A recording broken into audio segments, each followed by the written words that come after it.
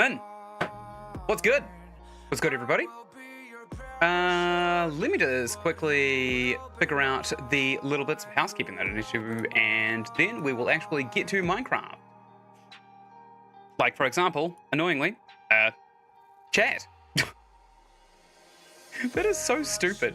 It is so unbelievably stupid and annoying that I have to do this every single time that I live stream. There should really just be support to give a permanent URL for a chat. In fact, there should be a permanent URL for live streams, or at least the option to do so. I still don't understand why YouTube is still so afraid of money. I mean, they make every single decision based off of money.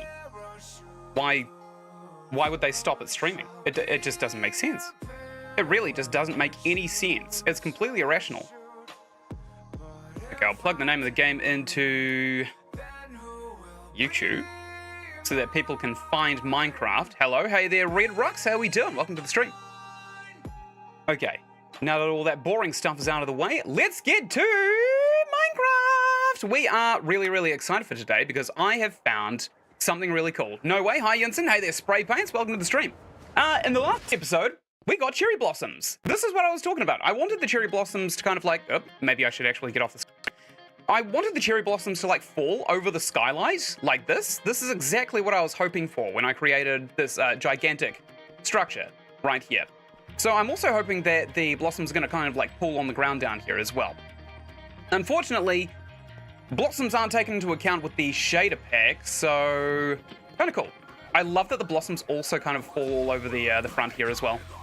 That was so worth finding. That was the plan that I had this whole time. This is the earliest I've been to a stream. 8. Thank you, Red Rux, and welcome to your earliest stream. There are spray paints. So, there is something that I discovered. I'm not going to have a lot of time to stream today because, again, I am trying to make tutorials for Remnant 2. Now that the game is fully out and all of the DLCs that are planned have been released, there's probably going to be a couple more cosmetics or maybe even some armors added to the game. But as it currently stands, everything in Remnant 2 is basically set in stone aside from the balancing that the game will inevitably be receiving in the next couple of years. So, I'm basically scripting a gigantic all-in-one tutorial for Remnant 2. That's taking up a lot of time. I've already written 5,000 words into it, and that is 2.5 of the tutorials that I plan to make in the video series. So, the thing that I wanted to do today is I wanted to figure out whether or not you can actually put lava into dripstones, and we're also going to need a cauldron to catch the lava in. I kind of want to try and automate some of the fuel, because using charcoal, I've realized, is actually kind of garbage. I've been to streams of yours earlier, but this is the first time in a while. Well, it doesn't really matter how early you turn up spray paints. It's nice to see you after all. But if you are too busy, I'm not gonna curse you for it. Cauldron. We can make one of these. Is it just iron? It's just iron. Fortunately, we have solved that problem in a previous session by making a gigantic iron golem spawner right up here. Also, I know it's a little bit heavy, but I discovered last year's Buried Alive album, and it kind of slaps. Oh my god, I love it so much. Okay, we'll come up here. And we'll see whether or not our killings have made a profit, and they most certainly have. Let's take these iron ingots, we'll make a cauldron, and we'll see whether or not we can't figure out how to get some lava to spawn. We do have a gigantic stockpile of lava just over here, pretty close to our trees, annoyingly. Maybe that's a bad idea, but maybe we should make a bucket first and then grab some of this lava. I'm also going to go ahead and eat some of this bread, or I could put everything I don't want on my hotbar into my offhand. How do we do this? Right click, that's it. Instructions unclear, I've been cursed for an eternity and shall never commit any action other than watching Ynsin. Oh no, it seems like the curse that I've actually put on you in secret has worked. Here we go. So, we're gonna make ourselves a cauldron, really quickly, to catch the lava in. We're also gonna make ourselves a bucket. I missed that one little hit right there. Good.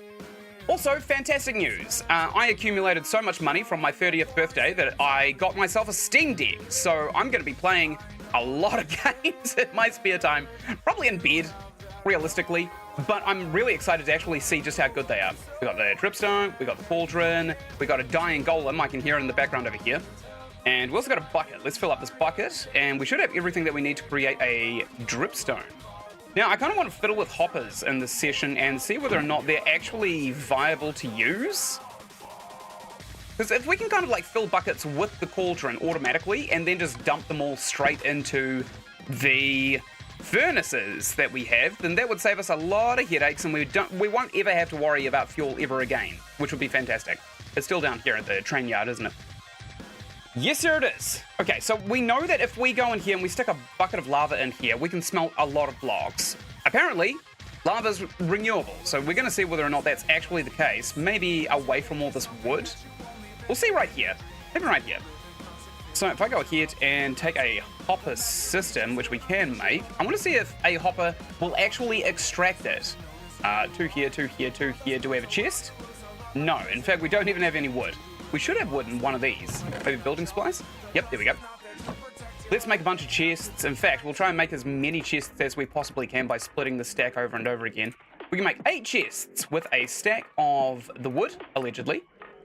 Yes, 8 chests. That'll do just nicely. And now, because I don't want to do it too many times, we're just going to mass produce these hoppers because we do need a lot of them eventually. So we come over here and I want to see whether or not we can actually get a hopper system to withdraw from a cauldron. Let's just put one there, and it won't be directing into anything. We'll take a cauldron and we'll stick it on top of here. Nice. I'll get some sand so we can kind of like stand up higher as well. And what we need now, I think, is a bunch of blocks. I think you need 2 here, and then a dripstone goes here, I think. Let's see. Whoops. Yep. Dripstone goes here, and if we keep on climbing up, we can create a little box up here. Maybe we don't want to do it like this, actually. Let's get rid of that, let's get rid of that, and we'll create a little stepping platform up here.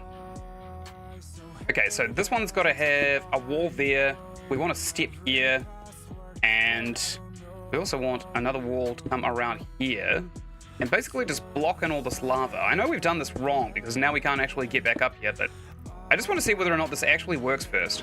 So if we put that there, this dripstone should be dripping lava. It actually does. Does it actually collect in the cauldron, though? That is my next major question. It might do. Hey, Ynsin, hey, there's Scott's World. On Halloween, will you be doing a stream? It is Halloween. It actually is Halloween here in New Zealand right now. If you're talking about tomorrow, yes, I've got Limbo lined up because it was requested en masse. The only other game that's been requested more was Alchemy, and I don't know how to play Alchemy. I don't know anything about it, so maybe. In a day it'll be Halloween? No, here in New Zealand, it is currently Halloween. It is the 31st of October right here. I don't know where y'all are. We actually got some candy for the kids. We don't necessarily actually have kids that go around trick-or-treating here in New Zealand.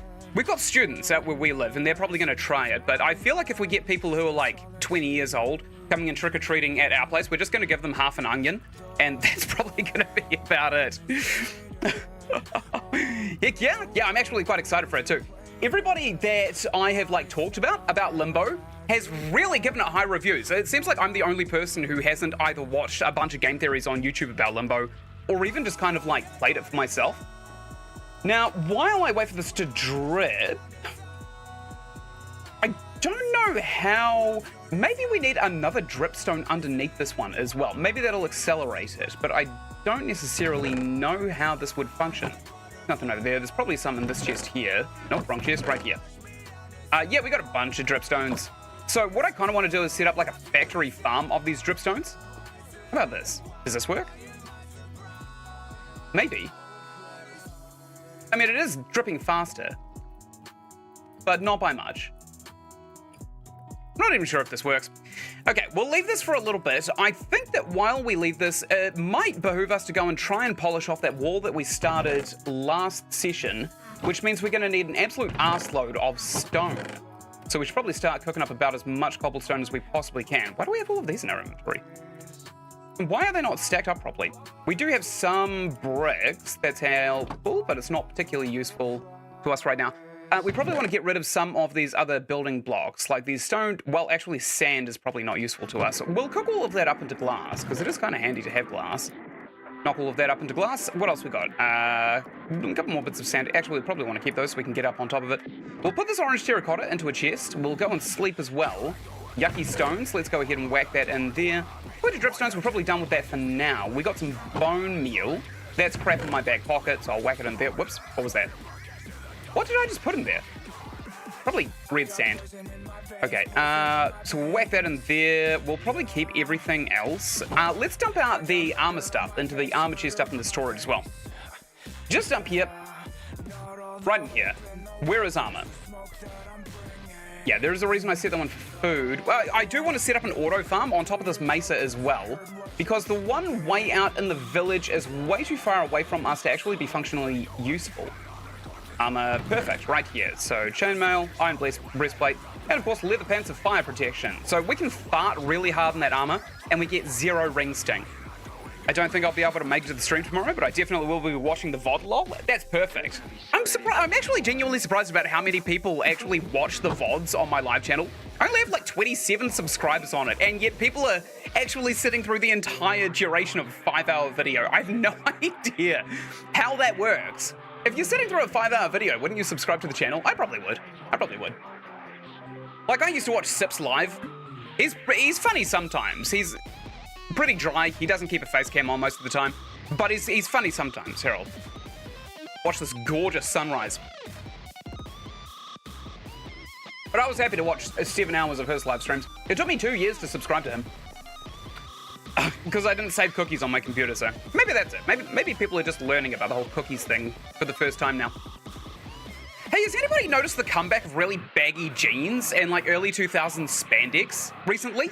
I don't know why people are kind of like even deciding that this is even good to look at, to be quite honest. Just given the fact that it wasn't even good back when it came out.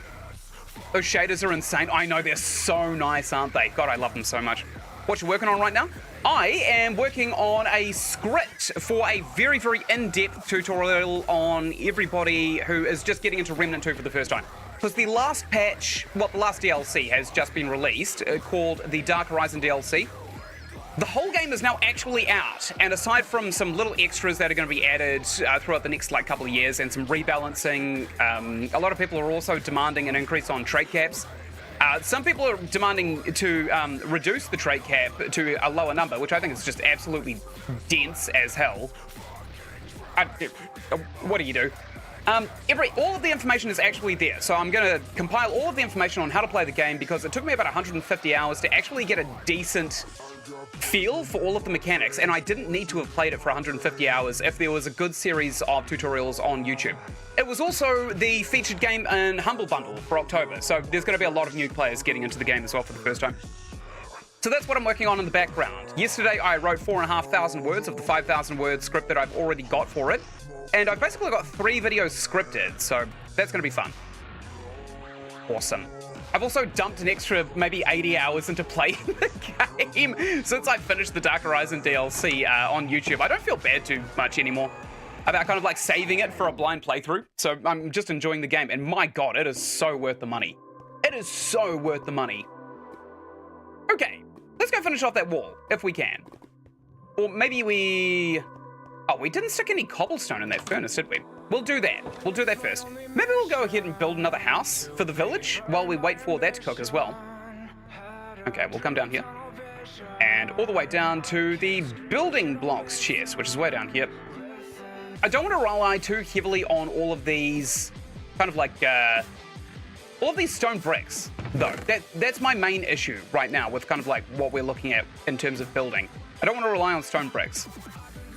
Okay, good, and I just want to move all of this away from there. Probably don't need the spruce boat anymore. Probably also don't need this bucket, because we kind of want to dump all of this cobblestone into our inventory and cook it up so we can use it for bricks. Oh, that's gravel. Looks similar, but it's functionally worthless. And in here, we want to cook all of this crap up that we can. That's going to be a lot of stone. That's probably not even going to be enough to finish off the castle as well. Because we also kind of want to build some turrets on the corners of the wall, and we want them quite high as well, so that we can kind of like see raids coming from a distance. Where the hell is our minecart? Did we walk here? Why? Why the hell would we have done that? We probably should have another minecart at this point, to be quite honest. And we also need a little platform at which we can just jump off of so that we can land in the water right at the bottom. Actually, now that I think about it, I think we've already kind of done that, haven't we? Just over here, right? Yeah, okay, so let's just take a leap of faith right here. Oh, thank God. I did not actually... I realize that this is actually a very, very slender place to be jumping into from such a high height. Oh my God, but I'm pretty sure we also kind of like... We died a couple of times in previous sessions. God, I love these shader packs so much. I'm really glad that I didn't go with Kappa. Kappa just had way too many settings, and it really seemed like you had to configure all of the settings before you could even like attempt to use Kappa as a shader. So I'm glad that we kind of like went with the BSL and the complementary ones that we are using. I'm pretty sure what we're using right now is complementary, which is just a re-optimized BSL. It's got some better features actually than BSL, but I did also take a look into the... Where the hell is our minecart? It's not over here. Strange. I took a look into the settings, kind of like in between sessions, and I found that BSL actually does have a huge amount of customization as well. Okay, so these gaps right here, we want to make them, I think, cut stone. We don't necessarily want to make it anything else, do we? Is it called cut stone? Cut stone. Stone cutter. Cut sandstone. Cut sandstone. No. Stone. Is it chiseled stone? Might be chiseled stone. It could be chiseled stone bricks that I'm thinking of. So how do we make these? 2 slabs. Okay. Is there another one? No. What about smooth stone? That's the one we get for cooking stone again, isn't it? So maybe we want to go ahead and just cook a stack of that before we actually get around to making the rest of the bricks for the wall so that we can finish off that kind of intake right there that we've got. Do we have any here? Do we have any stone? Maybe. We've got a lot of cobblestone. This is useless here, so we'll go ahead and cook that up back at base. And I'm also going to go ahead and make us a minecart, because we probably actually need it by this point. Right, good. Come in here. Minecart. This one will do the trick just nicely.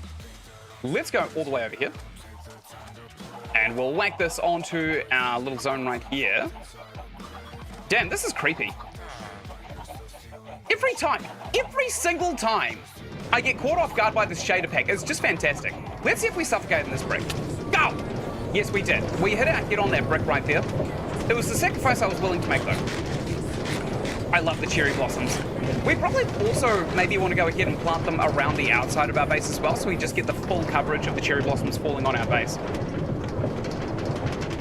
Okay, they do look kind of out of place in terms of thematic consistency though, right? There's a mesa all over here, and I'm pretty sure it's not supposed to look like mesa where cherry blossoms are. This also feels unusually slow. So this little tunnel right here, I think we will keep this, but we started making in the last session a little train station right at the village that we could probably use to just kind of like divert traffic everywhere that we would necessarily need it. Okay, so we'll whack all of the cobblestone in here. Good. We'll take a stack of stone if we have one. Oh, we've actually got smooth stone. Gorgeous. Oh, we've got new recipes. Really? What are we making? What else do we unlock? Oh, it's probably on a crafting bench, right? I love how it only rains in this one spot right here as well. That is so weird. Okay, so we unlocked a new series of things. What were they? One of them had some grills on it. Maybe it was like a blast. Oh my god, cherry boat looks stupid. We've got some armor stands, actually. Maybe we should get some armor stands instead of relying heavily on a chest for armor so we can collect all of our armor. That'd be kind of cool. I'd like that. Barrels, apparently. Oh my god, hanging signs? No way! Really? What do they require? Chains, of course. Oh, of course, and stripped acacia logs. That's actually pretty hard to get. I mean, what were you working on in Minecraft? But that's useful information too. I was working on... Hard to say, but we were building a wall around our village because we kind of want to start exploiting raids. We want to get the Bad Omens potions that we have. We want to start taking them. And we want to be inside of the castle proper before we actually start kind of utilizing that to our benefit. We're going to make the walls about 4 high. And we're also going to build a train station smack dab in the middle of one wall as well. We don't want raiders to be able to shoot our villagers from inside. We don't want zombies to be spawning inside the walls because that is a recipe for disaster. Especially considering that we have so many beds now in our village that it's just irresponsible for us to actually have any of the villagers kind of like getting hit by them. Moss carpet, why the hell would anyone want that? This, we just unlocked blast furnace. So smooth stone unlocks blast furnace. Now I'm pretty sure that this is just a furnace that cooks ingots significantly faster. So I'm thinking up here in storage that we could potentially, I'll get up there before I start brainstorming. up here. So ingots would go into this chest right here. We could actually put a series of hoppers into the back of here with a blast furnace right here, and a hopper going into here. Actually, maybe another hopper going sideways and then coming out. So we can have another chest up top here that we can just dump raw resources into, and that will smelt it down into ingots, which will dump into this chest here. So that'll be pretty awesome as well. But we don't know how to do that just yet. We just don't know. It's me, the Timeless God. Hey there, Timeless God. What are your demands for today? Timless. Oh, yes. Today, I am late. I'm late to stream. We had a rabbit, a domesticated rabbit, someone's actual pet, come into our backyard, and it stole everybody's hearts. We were playing with that for about an hour, and that's why I'm late. I was playing with someone's rabbit. We ended up catching it, and we found it was one of our neighbors, so we gave it back to him, and that's that. But it was... Actually, discovering it was quite funny. I have a flatmate here. Her name's Terry, and Terry was hanging up her laundry, and she felt something tugging at the sleeve of her pants while she was hanging it up. And she hadn't had her coffee yet for the morning. She'd been out of bed for like 5 minutes, and she looked down. She thought she was actually hallucinating this tiny little rabbit tugging on her pants, saying hello. And no, she wasn't, because I thought I was also hallucinating when I came out and saw the whole thing. Quite funny. Get out. I'm not saying Timless is the correct way of pronouncing it. I'm saying that your name is Timless God. You spelled it correctly. I'm starting to feel like it's not really a Monty Python sketch at this point, right? The whole Timless thing. They call me Tim. What the hell? We've got gold in here. That's good to know. We've got some deep slate. I don't know if we can cook that further. We've got a lot of glass. Oh my god, we've got so much glass. How much fuel do we have in here? Piss all. We're actually pretty low on fuel as well. So if we can get this dripstone working, how the hell does this even work?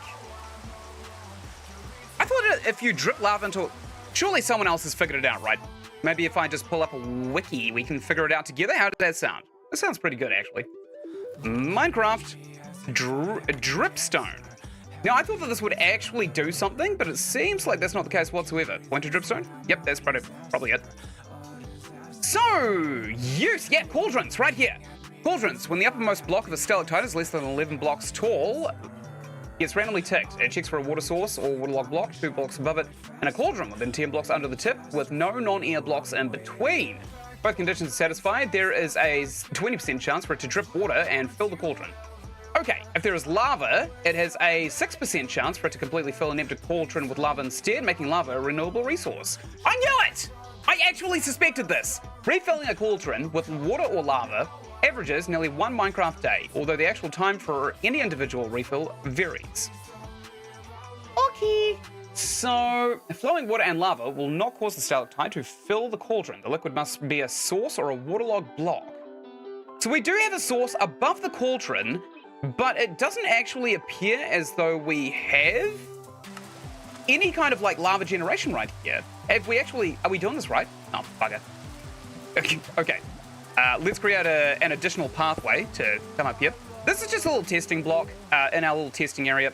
So that's definitely in the right place. Maybe we have to move it 1 block lower. Oh, piss, I've fallen into the mine shaft. Okay, I'm not sure this is working properly. I'm not sure if it's working properly. May require additional testing. Oh my god, the remnant tutorial that I've made, I've actually, since I want it just so goddamn comprehensive as a centralization of all current information, I have had to test so many things that I thought the internet would have tested by now. For example, there is a vendor in Ward 13, the kind of like player hub, who sells crafting materials, and nobody has tabulated what level requirement you need to have for her to sell a specific thing. So I've had to spend maybe 3 flat hours testing that out for myself. It's absolutely insane. It's one of the things, it's probably one of the first things I assume the community would have actually tried to test for. But no, it turns out that's not the case whatsoever. Let's bust that down and get back in it. Boop. We're off to the village. I don't know if we're just really unlucky when it comes to the what is it? The lava generation? Because it seems like 6% and we get it, but do we need like a picture or something? Stalagmites, columns. A naturally generated dripstone column. Wow! Wowee! I couldn't kill this. That's all sounds. Doesn't really seem... Yeah, it doesn't actually seem like anybody's given any resources for how to use this. Sure, just shy of like using a YouTube video, which I suppose we could find a short one or something. Oh, apparently they're OP. Okay, well that's good to know. Thanks. Thanks. Game. I suspected all of this. Lava farming. Okay, so this is actually something that somebody has tabulated. Oh, it needs to be really high above it. Right. Okay. Given that a stalactite less than 11 blocks tall has a lava source 2 blocks above the uppermost block, and a cauldron with 10 blocks under the tip with no non-air blocks in between, with each random tick, there is a 6% chance for the cauldron to completely fill with lava. Wait. It's not like refusing to fill... Oh, piss. Ah! Damn it! We need to go back. I don't know if it's refusing to fill because I've got a hopper under it. Are you going to be playing the Project Overpowered Skyblock in the stream, or is this full vanilla? This will be full vanilla. Probably for a while yet, at least a couple of months. But I got more good news! Ynsin tried to get me a birthday gift, and it unfortunately will arrive in December, hilariously. So she got me this in the meantime. This is a Samsung 2TB SSD. This is how we're going to be able to play Red Dead Redemption 2 and Fallout 4 on stream. Because, oh my god, that actually jump scared me. The only thing that was holding me back was the loading times of both of those games. And with an SSD, we will have almost no loading time. Like, it'll be absolutely fine to play. So, the viewing experience is going to be absolutely phenomenal. That might start next month. As close as next month. Ooh, these look good. Ooh, I like these. I like these a lot. Ooh, look at that. Bougie. Okay, so we're creating kind of like a little walkway here. We're going to stick iron gates right here, and we're going to kind of like link them up to a lever system so we can open the gates if we need to, but I don't think we really ever will. I don't know why I put a wall over here. Let's go ahead and get rid of this block right there. And we'll put some more smooth stone here. We'll continue around with the foundations. And there we go. That should be wall. Do we have any bricks? Yeah, we got bricks. Okay, we can actually fill in that hole right there. Good. And we also want these walls to be minimum of 2 blocks, kind of like around the entire base, so that enemies can't just like jump in here. That would be ideal, honestly. That would be absolutely fantastic. So we'll kind of like try and work on that as well today. We'll keep on coming over here. What was mentioned? Did you finish the tavern game already? No, we are very close to it though. I am going to go back there, probably not tomorrow, but probably next Monday. We will finish it in that stream though. Last time I was playing it, I was coerced into going out to lunch with my dearest mother, which I don't regret because we got some Japanese food and it was absolutely delicious. I went to a new place. I don't usually try new places, but I tried a new place this time. They were actually fantastic. I didn't think they'd be fantastic, but they were. So we were very, very close to finishing the game in that stream. We just didn't quite clutch the end of it. We came very, very, very close though. Okay, so we also want to kind of like go around the top here as well. Good. Keep on coming all the way around here. We'll finish it tomorrow. No, not tomorrow. Monday. My Monday. Which is probably going to be everybody else's Sunday, I think. Probably why it's doing so well. It's a really fun game, though. I'm just a little bit... The only saltiness that I have about it is that all the things that you can do in it are very, very crude and limited. You can beat the game in a very, very quick amount of time. If I knew what I was doing, I'd have beaten the game already. Like, it'd be a sub 80-hour experience, which I don't really feel is worth the money. But at the same time, since you can play it with friends and it's got co-op and all that kind of stuff, all it needs is a little bit more of a thorough... what kind of system would I say? I don't want to say like cooking system because that's just dishonest, but more like... Yeah, definitely not cooking system. What would I say? Quests, filled out food strategies, filled out automation would be ideal for a solo playthrough. Let's wall this up as well. I was gonna brick around here with some stairs, I think, at one point, but I don't think I will aside from this little lane here. Do we have any stairs on us? We do not. We can make some, though. We've got plenty of bricks. Just more in-depth gameplay in general? Yeah, absolutely. Although the game did just come out. I think it came out like 2 weeks ago. I played the pre-release version a few weeks ago, and it didn't have the owls in it, so it didn't have any automation. And even then, that pre-release demo was still very, very in-depth. So, over time, I think it will kind of like get rid of the issues that a lot of people quite reasonably have with the game, which is the game's too short. And I think in a year's time, you'll probably get an 100-hour experience. Because I do have other games that kind of give that same experience and that same time frame. Traveler's Rest is a huge one. Traveler's Rest has had so many updates since it came out in like 2020, I think? 2019? One of the two?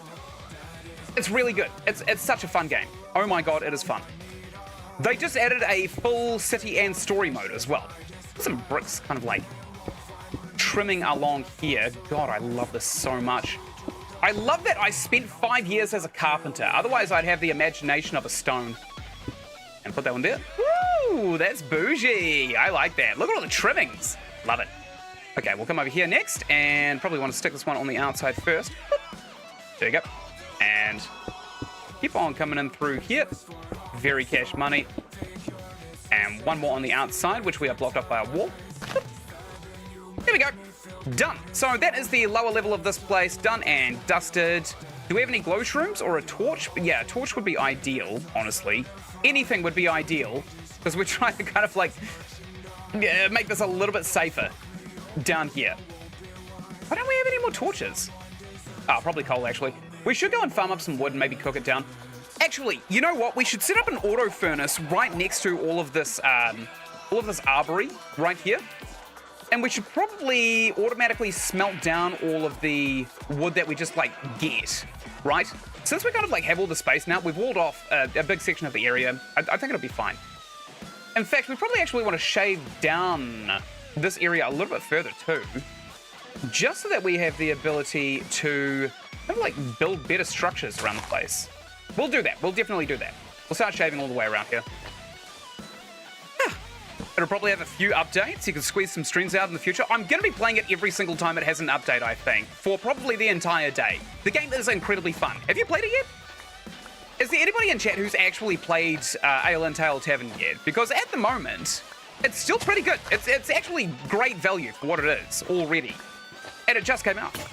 You don't really get to see that much. Oh, there is another game that's coming out really, really soon. It's called Streets of Rogue 2. I'm really excited for that one as well. So I'll be keeping an eye out for that. Let's go make ourselves another couple of shovels. And maybe a spare pickaxe. So we can kind of like shave this down. And then we'll kind of like fill out this corner to be the tree area, I think. And we'll smelt everything down there as well. I played the demo when it came out. It is fun, isn't it? It's really, really fun. Oh, the co-op. Maybe I'll do some like co-op streams as well with it. But I feel like my playstyle so far has not really been a playstyle that would play well with other players, I think. Because what I found is that instead of like having chests or like nice organizational systems, the best thing you can do is get a stack of something in your inventory, just throw it on the ground in the middle of the kitchen. Simple as that. Literally as simple as that. And then whenever you need something, you grab it. And since it's a stack, you know that that's going to be enough for what you need it for. We want to make a couple of shovels, don't we? Maybe two? Two would do the trick, I think. One and two. Great. Just added Streets of Rogue 2 demo to the library. Before or after I just mentioned it, because I played the crap out of the first one. It's like, imagine if RimWorld was Grand Theft Auto 5. Oh, that's one I'm also really excited for, Grand Theft Auto 6. But unlike the other ones, I am very, very happy for Rockstar to just take their goddamn time to actually make it. Because whenever they put a big labor of love into a game, the actual end result is like Game of the Year worthy 3 times in a row, right? Like when Red Dead Redemption 2 came out, everyone was all like, oh my god, this was in development hell for so long. And yet the actual end product was probably the best ever cowboy game or ever like Western themed game that is going to come out until VR becomes like a very base standard in console gaming. Because at the moment it's quite experimental and you can't really get away with getting a lot of massive games without like cables and stuff like that. And I feel like that is a massive deterrent for people, which fair enough actually. Nobody really wants to be plugged into a computer, especially with the whole PlayStation having wireless controllers and stuff like that. It probably does look like just a better bit. Before? Nice! Nice! It is really, really fun. God, I love that game so much. I think it's made by one person too, much like RimWorld. I feel like we're kind of in the... We're currently in the age of indie games, right? Because AAA studios, they're falling to hell very, very quickly. They're all kind of like stuck between a rock and a hard place. Ubisoft is terrible. EA is very scummy.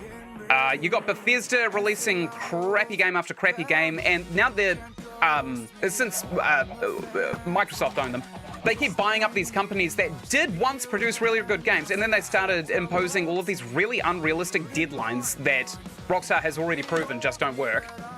So I kind of feel like just indie developers are the ones actually pouring love into a game, and you definitely play the love. You feel the love that's put into a game these days. You feel when a game is just a soulless cash grab, right? You feel when you pick up a gun in a game like Starfield and it just doesn't make sense. There's like guns with square barrels that fire round projectiles. That's just stupid. Who the hell thought of that? And what else is there? I mean, all of Starfield just kind of feels soulless and stuff like that, but I think that's just general consensus at that point, right? At this point. Do we kind of like want to maybe grass this area out with dirt? Make it all just like tree city? Maybe. Maybe we do. Maybe we do want to do that. I do kind of want to get lots and lots of jungle saplings kind of made up though. Just because they are fantastic. They're a fantastic resource to have lots and lots of growing at a time, because the amount of logs you get from them is basically a stack of charcoal per tree if you smelt it down.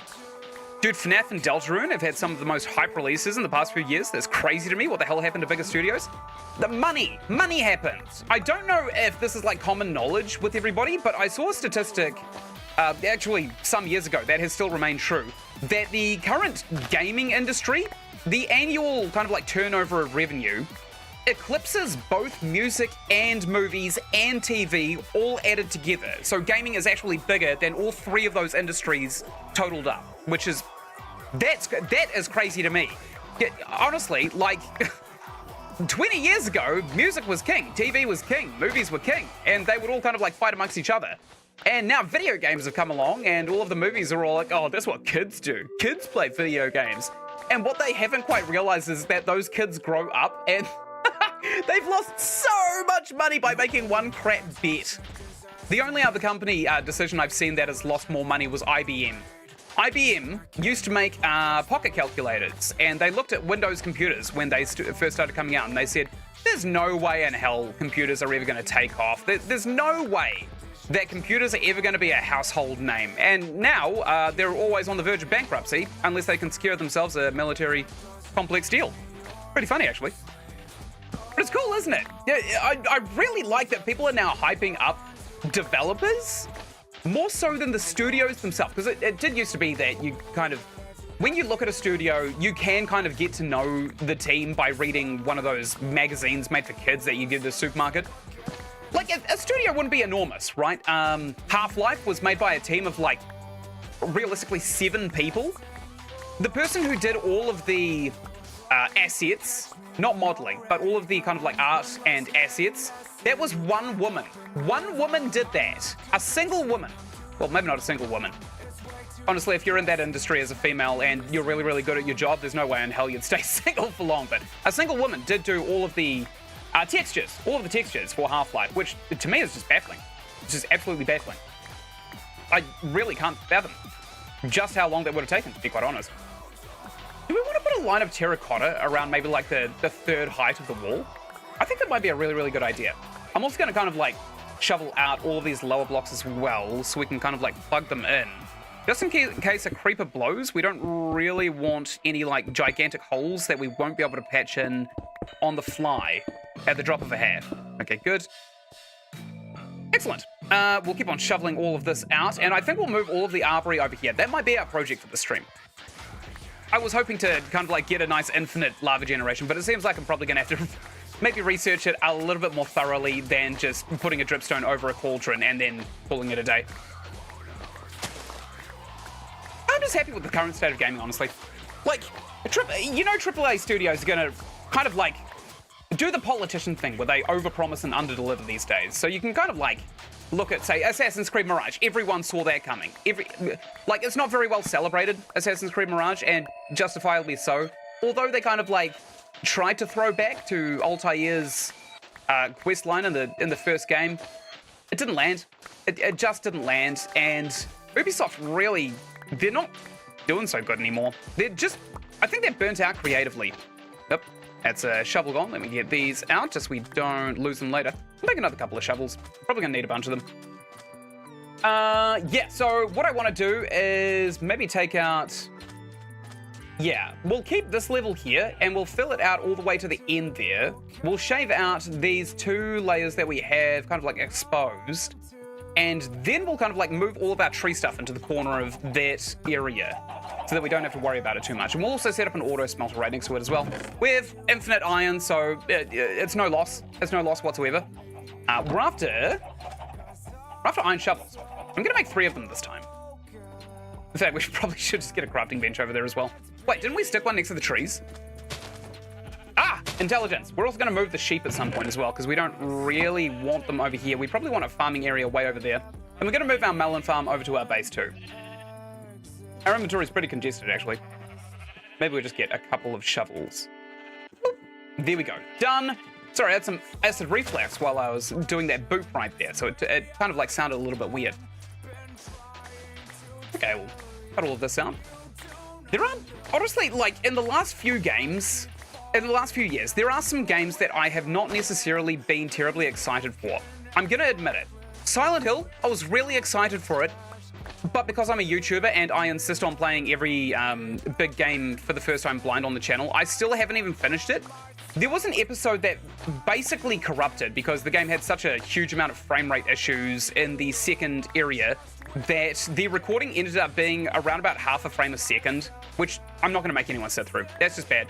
It was bad enough when the frames would dip to about 5 a second every now and then in the first opening area of the game, but when it dips way down to under a second, there's no way in hell anyone can salvage that. It just can't be done. So I'm not even going to try. So until they figure out their frame rate issues, I'm probably not going to keep on playing Silent Hill, which I really want to do because Silent Hill is one of my favorite franchises of all time, if not my favorite franchise.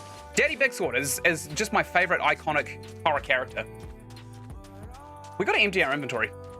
We just have to. We don't have a choice. Right, good. Maybe all the way down here into this chest here. We also need to get rid of these chests as well. Poos. Well, that's not good. We should have a few chests on us, actually. Oh, no, we turned them all into hoppers, which is fine. That's fine. We've got a lot of sand in here. Let's just go ahead and start dumping. Dump our sand into here. Orange terracotta, red sand. And, of course, maybe the excess of these sticks can go in here as well. And that's a full chest. Okay, so don't know what we're going to do with that chest. We might just burn the whole thing. We might put lava under it and then just destroy the chest, and that could be what we do with it. But for now, we'll keep on going around here. We'll flat out this area. Actually, come to think of it, the only game I've really enjoyed in the last few years that I have kind of like bought has been Remnant 2. Like, consistently just Remnant 2. I've already dumped hundreds of hours into it. And I've only played like 80 for YouTube. I only played like 80, maybe 90 hours on YouTube. So the last like 120 hours on the game has come from the last couple of weeks alone. Pretty crazy. I wish they'd at least port Silent Hill 1 to PC. Yeah, you might be waiting a wee while for that one, unfortunately. I feel like Silent Hill 2 is massively iconic. It got 3 re-releases. One of them was like all-time greats. One of them was kind of like another... Oh, I can't remember. There was another Japanese release, and I think it got released for another console at some point somewhere. My memory is a little bit hazy. I'm basically pulling from secondhand information from when I was researching the game before it came out. Where the hell's that crafting bench? It's over here. But yeah, like, that one was really, really good. I don't think Silent Hill 1 had the critical acclaim that Silent Hill 2 got by any means at all. Like, I just highly doubt... Oh, we're running out of iron, believe it or not. I highly doubt that Silent Hill 1 got anywhere near the amount of renown And justifiably so, honestly. Daddy Big Sword is in Silent Hill 2, and Daddy Big Sword is, again, I would say probably one of, if not the most iconic horror character in the world. My brother, he actually disagrees with me. He says that Nemesis is the most iconic character in horror gaming. I completely disagree. There are a lot of people who have not played Resident Evil 2. It got released on PC, disc collection. Did it? Nice. That is cool, actually. That is very cool. There was actually a game that just came out on PC yesterday as well. I think it was Red Dead Redemption. Came out on PC just yesterday. That one took ages, honestly. I thought that was going to be released in like 2016. Because Rockstar were saying, yeah, we want to release it on PC so other players can have a chance to enjoy the game. God, it was so much fun. I hope that bug is still in there as well, where if you kind of like, if you dead-eye while holding a stick of dynamite, you can toss it at an enemy and it'll like chase the enemy and it'll home in on them, which is kind of how dead-eye is so accurate. It curves bullets. I love that technique so much. I always pick the really, really chunky dude online, and then I just throw homing dynamite at other players. One guy ran at me with a knife once. I tossed dynamite at him. He just turned around and ran the other way. It was so funny. It didn't work, obviously. He got blown up, but the fact that it happened, so good. I'm gonna go now. Bye those spray paints. I hope you have a fantastic day. Hope you've had a fantastic day. Okay, we'll come over here. One game that I really want re-released as kind of, well, actually there's a couple of them. Like really old school ones. Ju-On the Grudge was such a creepy, insidious game. If that one gets a remake, it'll do really well in our current climate. Because when it came out, it was probably too scary. And, which is hilarious because that's kind of like what Ju-On the Grudge is famous for. Not the American The Grudge, that one sucked ass, but Ju-On the Grudge, the actual Japanese one. And Fatal Frame 2. That one needs a re-release. Oh my god, that one was so scary as well. When you finish the tavern game, I found a game sort of like it called Winkle that you might like. Oh yeah. Wait, what's it called? I'll take a look at it now. Winkle did you get? Winkle did you get? Winkle did you get? Winkle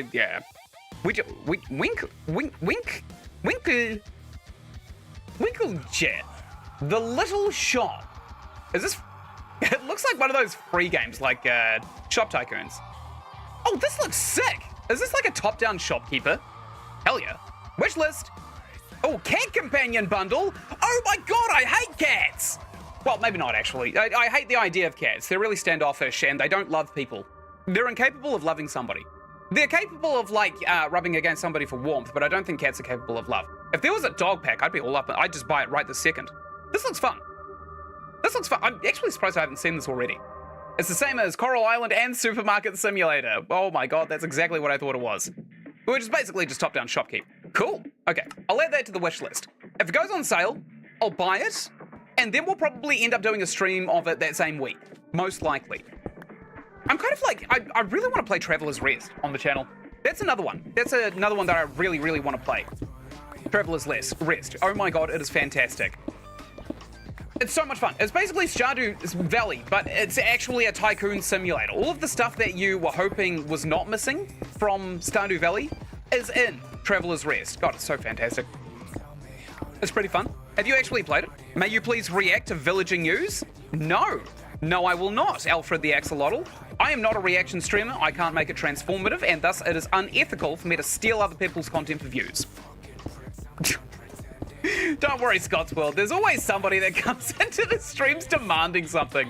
Timeless God came in and demanded that I sing him a Minecraft song that I'd never heard of. And he said, oh, it's easy to sing, though. All you have to do is look up the lyrics. And I'm just like, no, I don't know it. Wait, how the hell would anybody do that? How would anybody do that? What an autistic thing to expect of somebody. Especially an entertainer. Please? No. Absolutely not. I'm not going to. Yeah, I have a very large amount of time on Traveler's Rest. Have you been playing it kind of like every single time an update's come out? Because every single update has just like stimulated a 20 to 40 hour binge for me on their game. It's so much fun. What are being for Halloween? I am going as a Roman legionary to a Halloween party this weekend, and I'm very excited for it. I was hoping to go as kind of like Fred and Daphne because my girlfriend, Ynsin, she demanded that I go as Fred, so she can go as Daphne, because apparently it would be really cute. But she can't find herself a purple dress that she really, really likes. So we're going to have to improvise, I think. Yes, and launch, nice. I bought a day one as well. It's so good. It's so good. I took a gamble on it, and my god, I was not let down. I thought it actually was going to be abandonware, basically as soon as it released as well. I'm being the blue screen of death? Oh, is that is that why you're demanding that I go and react to things? Reaction content is basically the blue screen of death for anybody that has a personality, unfortunately. Like, if I was Sniper Wolf, sure, I'd react to anything whatsoever because I make lots and lots of money stealing other people's content, but otherwise, ethically, no, I have a bit of a stick up my ass against it. Okay, we're back to base. I am here to grab some iron ingots and maybe some stone so that we can take that to the other base. Actually, maybe we should get kind of like a chest minecart so we can just load it up and then send that to the other base as well. Maybe would be a good idea. Okay, iron is all the way at the top here. Let's continue up here. Damn, this is smooth. I love what we've built already. I don't know how long it's taken, but even this looks cool as hell. Except for that giant missing wall right there. A couple of missing walls. Aside from the giant missing walls, this looks sick. Maybe we need stairs there as well. Okay. Let's grab ourselves a stack of iron, because we're going to need it, and then we are going to make ourselves a pickaxe right here, maybe a couple as well. 1, 2, 1, 2. One goes here, one goes where these hoppers go, and then we will get rid of this disgusting terracotta brick right here. No, we won't actually. We're going to place that straight back down, because I've got plans. I've got plans. Mr. Ideas is coming hot and heavy. One there, one there, one there, one there. We're out of stairs. Oh no. Oh no, that's so unsatisfying. We'll make some more. We'll make another set of stone bricks here. Right here, done. Okay, so we want to whack this one down right here. That's nice. I like that. We also need to finish this tower. We haven't done that yet. Can you build a mini statue of an axolotl? I probably could, but I'm not going to, because I'm not motivated to do so whatsoever. Though I will say, if you'd like to go in your own time, Villaging News is actually pretty funny. What is Villaging News? Is that like a Minecraft channel or something like that? Can I join your world for a minute? Absolutely not. This is a single player world. That's a strange thing to ask. It is a massively strange thing to ask. I'm also not playing Bedrock. Okay? You have to pay for a multiplayer server in Minecraft Java. I am not making money off of this channel. I'm not making money off of this channel. So I can't afford to create a Minecraft server for co-op. I play Java. Do you have a membership that you can use to start a server? Because you probably actually use that. You could get people to jump into your world like that. Okay, we'll come around here. But one of the big differences between Bedrock and Java is that there's no kind of like integrated multiplayer in Java. It's only in Bedrock. Play Minehut. Why is it every time that I stream, there's always some random who's new to the channel comes in and starts demanding that I do a bunch of stuff at the drop of a hat? My guys, I am a person. I'm not a robot. You don't... Demanding things from a YouTuber is a really, really fast way to get a YouTuber to just flat out ban or mute you. There's a mod called Essential that you can install, essentially adds the Bedrock multiplayer. Oh, that'd be handy, actually. That'd be really handy for when we start doing Skyblock and other modded playthroughs. What was the Skyblock you mentioned? It doesn't have Tinker's Construct, and I think it's Redstone Flux. Because those two I've played a little bit of, and I absolutely adored them. Especially Tinker's Construct. My god, I love that one so much. Every time I play vanilla now and I see clay at the bottom of a riverbed, I think, oh, I need that for some reason. And then I collect all of it over the course of about half an hour. And I realize that I've just filled my inventory with something that I needed modded Minecraft to actually utilize. And it's Tinker's Construct? Nice. Okay, great. Great. Project Overpowered Skyblock. I'm actually going to write that down. I'll check it out after the stream. Project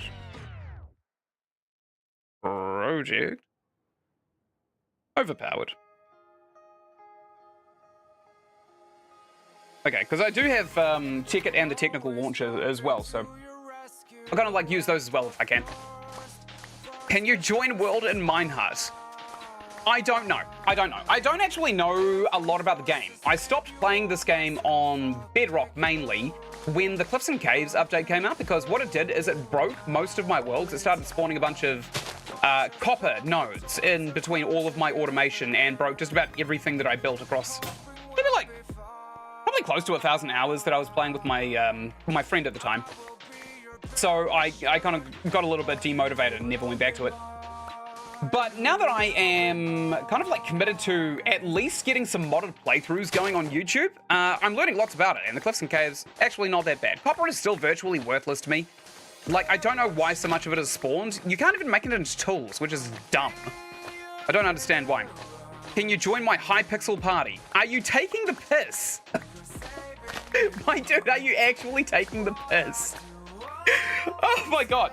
Alfred, do you know the definition of no? I don't actually think Alfred knows the definition of no, to be quite honest. I feel like maybe Alfred doesn't really understand the social construct of please stop asking or demanding things. Please. Okay, I'll tell you what, Alfred. I'll tell you what. Let's quickly open up my live stream software, and I am going to time you out for a day. Ah, that's nice. Okay, done. Excellent. That was so annoying, to be quite honest. My patience doesn't wear thin very, very easily, but my god, Alfred, don't demand things from YouTubers. It never ends well. It literally never ends well. Unless you've got somebody who's literally just desperate for views, and they'll do literally anything anyway. You're just gonna annoy everybody and their community by making demands on YouTube. Okay, that being said, mute it. Maybe they don't speak proper English. I don't know, I think no is pretty universal, right? I feel like no is fairly universal. Okay, I'm Alfred's old. Do you want to be muted as well? Pretty simple. How many ults do you think he has? Okay, good. Why do people make demands? There are a bunch of people who have come onto the channel and just started doing it for no reason. Like, go react to this. Go play this instead of what you're currently doing, which adheres to your schedule. I don't understand why people think that they'll actually get a positive response out of, hey, interrupt your gameplay for something I want you to do that I could do myself. I'll be quiet a lot. Okay. Look, man, it's... I'm not trying to be a dick or anything. It's just as simple as if you make demands, you'll always upset somebody. And that somebody is probably going to be either the person who made the schedule in the first place that I've adhered to for over a year now. I've been doing this full time for over a year. And everybody now expects very, very certain things on certain days. So, still not entirely sure why people go onto other people's channels and just say, hey, interrupt what you're doing right now and do what I do. And then they threaten to unsubscribe as if a YouTuber actually cares. That's probably the worst one, right? Where people think that they can manipulate somebody else into doing something that they want them to do. Oh, damn, we need a shovel. Just by, like, threatening to unsubscribe. It's just revolting, to be quite honest. I've seen a lot of people do it. I know no one's doing it now, but it does pop up every now and then. It's just gross. It's very gross. Let's make a pickaxe this time, because that's what we actually need. No, this isn't what we need. We need a shovel. We just made a pickaxe and we made that mistake. Done. Can I please join your party? I've always wanted to play with a YouTuber like you. I highly respect your gameplay. I'll tell you what. No.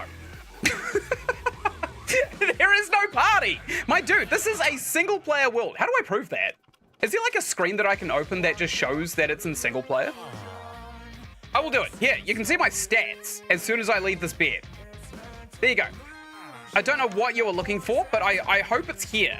I hope it says you're playing single player, offline, stuff like that, but probably doesn't, honestly. There is no multiplayer. We're not playing multiplayer. There is no multiplayer. I am literally learning the game for myself so that I can better stream it in the future. That's all that we're doing here. I unsubscribe if you don't keep doing exactly what you want to do in the game you're playing. Exactly. That's what my entire community is basically made of. On Hypixel. What the hell is Hypixel? I'll go ahead and I'll research what it is before I say no. Hypixel. What is this? Starting out as a YouTube channel, making Minecraft adventure maps? No. Okay, done. I've seen enough. I'm not subscribing to another YouTuber. It's not happening. And if I lose a sub, so be it.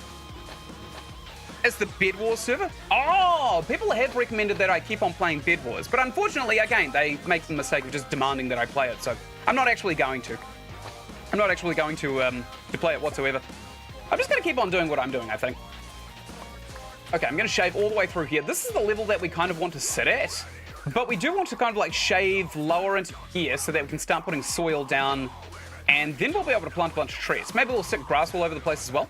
That might be a really good idea too. Hypixel is a Minecraft server that has a really cool giant multiplayer skyblock. It is amazing, and if you'd like to, it is fun. I don't know, I'm not a social person, I'm pretty introverted, and every time I've reached out to a YouTuber, it's just ended badly anyway. Like, YouTubers, honestly, I don't like them, to be quite honest, and it's because they don't like other YouTubers. I think it's because, like, there are big YouTubers, like Markiplier is a big YouTuber, Jacksepticeye, they're big YouTubers, PewDiePie's still around the platform, and they've got their own, like, friend network. Small YouTubers don't have a friend network, and every time I seem to reach out to another YouTuber, the only response I get two responses. One is to be ignored, the other one is to have my comment deleted, like flat out just deleted, which is just highly offensive, but I don't know why. I don't know why this is. I've reached out to a lot of people. It just doesn't end well, ever. So I stopped doing it. I stopped reaching out to people. We need to dump our inventory again. Got a lot of sand, and we'll dump that in here. Great, a lot of orange terracotta as well. We'll dump that too. Got some stone bricks. Maybe we put the hopper in here, because we're not going to use them just yet. Smooth stone, also probably not going to use in the near future.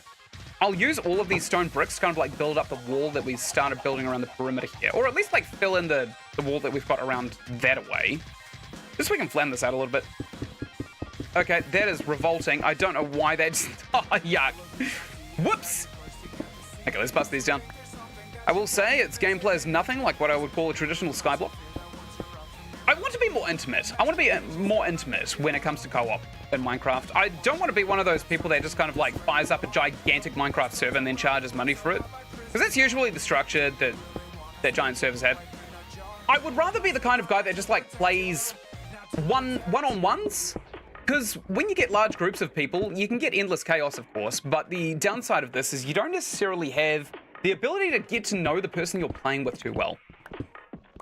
So I'm probably not going to be joining kind of like large-scale servers ever, unless Dream approaches me and says, "Hey, do you want to come and showcase just how crap you are at the game on my channel?" Like, I'd probably say yes to that, just because it'd be a huge opportunity. But like, just other basic YouTubers, they're very standoffish people. I'd like to get to know them better. And it seems like YouTubers don't want to get to know each other at all. I think the golden age of kind of like cooperative gameplay on YouTube is just dead. And it's now just kind of like, here's a giant gimmick, here's a bunch of people that don't know each other, let's watch them hate each other. Hate is easier to watch than love, I think. You would love Hypixel, it'd be hilarious if you play with Kerblin. I have no idea who that is. That Dream? Is that Dream Zolt? I have connections with a YouTuber called Arahau. I was thinking of recommending him to collab with you, but he has a Challenge 100% YouTuber, and I didn't really know what you would do together. I think Reindeer might be a Kerblin alt, not gonna lie. Who the hell is Kerblin? Who is Kerblin? Is this actually a person? Or is it like a company, like Dream? Dream is basically a company, let's face it.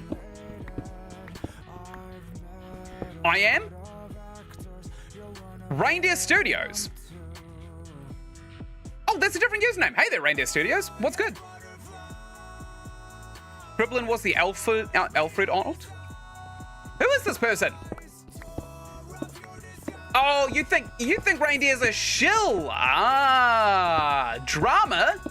Drama? Kerblin is an Alfred alt? Who are these people? I have no idea who these people are. Is this actually a thing? I mean, it's nicer than having like 10 different people cosplaying as Sans on the channel, though. The axolotl one? Oh, for God's sake. How many alts do you have?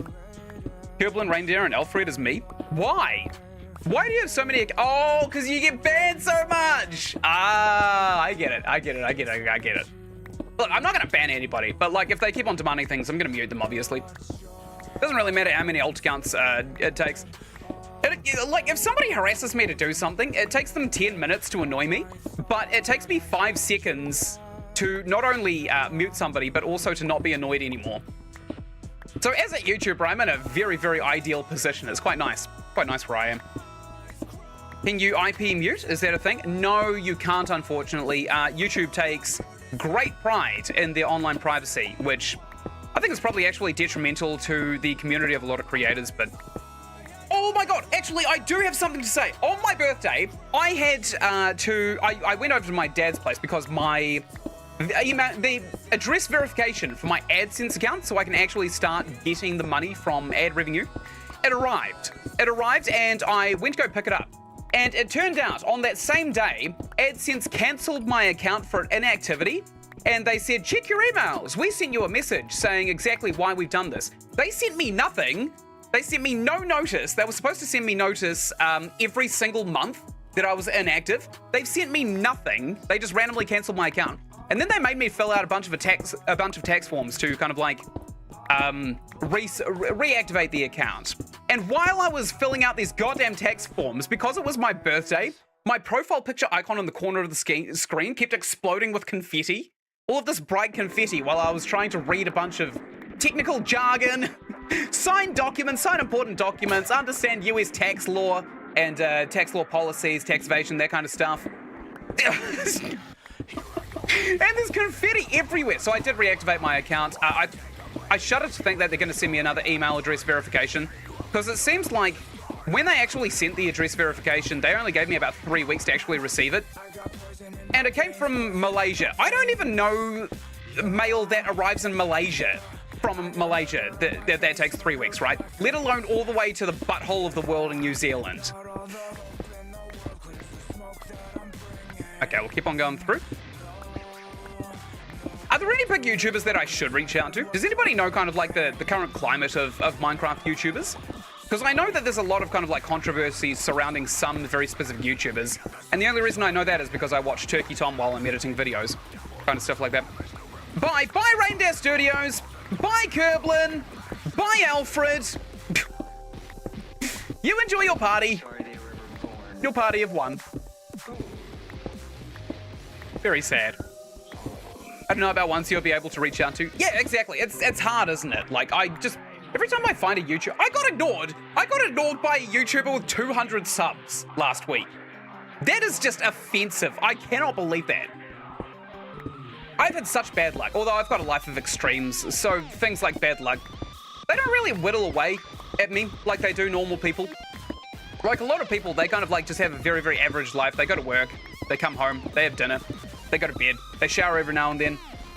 You know, that's their whole life. They don't have a lot of excitement. And if something goes bad, it's not really all that bad. Like, I don't know, car needs to go for a warrant of fitness or just a general checkup.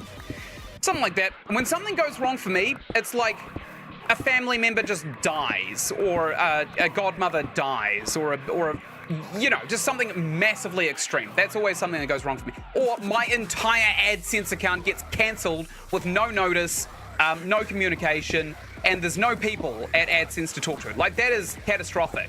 Most YouTube creators would call that catastrophic. I googled the issue, and not only do a lot of people think that this is just absolutely disgusting service from a company that very clearly just wants to monetize its entire customer base, but even more offensively is that when it says, hey, contact us at the bottom of the screen, you click on that, and it gives you this giant form to fill out saying, describe exactly what your problem is. And what this actually does is it just posts the issue on a big community forum. So what a lot of people have done have been saying, oh yeah, my AdSense account was cancelled, here's my credit card information, debit card information, I want all of the money credited here, here's my ID, here's my address verification. And what AdSense have done is they have supported people doxing themselves on a public forum without really communicating to them that they're doxing themselves. It's just gross. I don't know how they even really have a company, let alone a partnership with a company as big as YouTube. It's terrible. Absolutely terrible. But all of that happened to me, minus the doxing, because I can read. So I actually read things before I start clicking on them.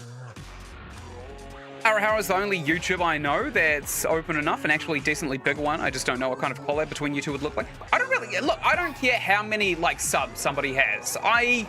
The guy that I collaborate with, he's got 160 something thousand subs as it currently stands now. And the only reason that I'm collaborating with him is because I met him at a house party in 2016, and I didn't know he was a YouTuber for like 3 years. I didn't know that he was this big famous dude on the internet. I just liked his company.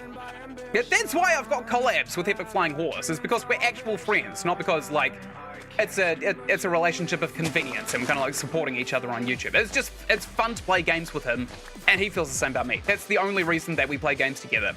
I honestly could not care less about somebody's subscriber count, as long as they're not doing felonies on the internet. You know, Minecraft YouTube is quite susceptible to that. And of course, they're interesting people, so I can get to know them. That'd be awesome. If anybody watching this VOD in the future also has any ideas on somebody I can collab with, go ahead and leave a comment. Or even if you want to make Minecraft content and stuff like that, leave a comment. Simple as that. But if you are one of these people that are just all like, join my Minecraft server, no. No, I want to make YouTube content. Where the hell is our crafting bench? We probably should get one over there now. Just at the frequency we've been going through shovels and pickaxes. So we need a shovel or two. Nope, that is not a crafting bench. That is. And we'll get 2 shovels made up here and here. Put those in our inventory right here. And we're going to finish off what we have started working on. Probably going to dig up all of this terracotta as well, to be quite honest. Just so we can start planting a bunch of soil around the place as well. Araha's really fun to play stuff with. I just don't know what you do with them because I think you're all into the challenge stuff. I can do challenge stuff. I'm just like I can be good at the game. I just don't know the current state of the mechanics well enough to actually keep up with people who have been doing this for a decade. Because there are people now who have been doing this for a decade. And quite frankly, I don't think I can keep up with those people. Yogscast, I'd probably do Yogscast stuff. If there's anybody that kind of like creates narratives the way Yogscast used to do with like Shadow of Israfel, or even Shin's content, stuff like that, I'd be all up into that. That'd be so much fun. But, you know, as it currently stands, I don't actually know anybody other than the Yogscast who are really doing that well. All I see is basically just furry cringe and Yogscast. That's basically it. He's not really a Minecraft YouTuber, just challenges for games in general. All right, here's a challenge for him. Beat me. Beat me in Remnant. Actually, beat me in Battlefield 3. That'd be hilarious. I was nationally ranked accidentally in Battlefield 3 because I used to go over to a friend's house every Friday or Saturday night with a couple of drinks, and we'd just kind of like play Battlefield and shoot the crap. Just chat to each other, Lego talk about our lives, that kind of stuff. And I accidentally made it to the top 10 best medics for almost an entire month for a while. I didn't even realize this until my buddy pointed out, hey, I'm top engineer for the month. I was curious enough to look up my own username, and I was up there too. Quite funny. But medic was so overpowered in Battlefield 3. You could get the, on the bullpup rifle, you could get an underslung shotgun. So you basically had a long-range weapon that hit like a truck. That bullpup rifle, I think it was a Styrout. It hit like an absolute truck. It was very accurate at range. If you could land headshots, it would take 3 rounds to kill somebody. You had a magazine of around about 32. And you could put the underslung shotgun, which would 1-hit somebody within roughly 5 meters and 2-hit somebody in 10. So you always had the ability of getting people around. And we were really, really good also at, when we played with our controllers, we had this little technique where you take one of your fingers and you put them on the buttons down here while also playing with your middle fingers on here. You can definitely swap to kind of like sidearms, medical items, and deploy health and ammo really, really easily. I don't know if it works now in the current climate of Battlefield, because the current climate of Battlefield seems to be everybody doing a bunch of speedrunning glitches and crap like that, which I find disgusting. Because it's not competitive at that point. It's just kind of like, how many YouTube videos have you watched? And that's basically how people gauge skill these days. But there is a kind of like a skill behind doing that as well. Hi again, Radius Studios. I recognize your username, believe it or not, on account of you being a shield for your other 2 accounts. Yo, what's up? How's the adventure? Good. Nigel, hey, welcome to the stream. We are doing absolutely fantastic. We're currently trying to wall off a gigantic village so that we don't feel too bad about building it out. Because as it currently stands, if we get a single zombie in here, turning a single villager into a zombie villager, I think this whole place is basically screwed. So we're kind of like moving around a bunch of stuff. We're trying to move all of our utility up to this fenced area. We're going to build castle walls, and we'll kind of like have all of our buildings out that way as well, which is going to be quite nice to look at, honestly.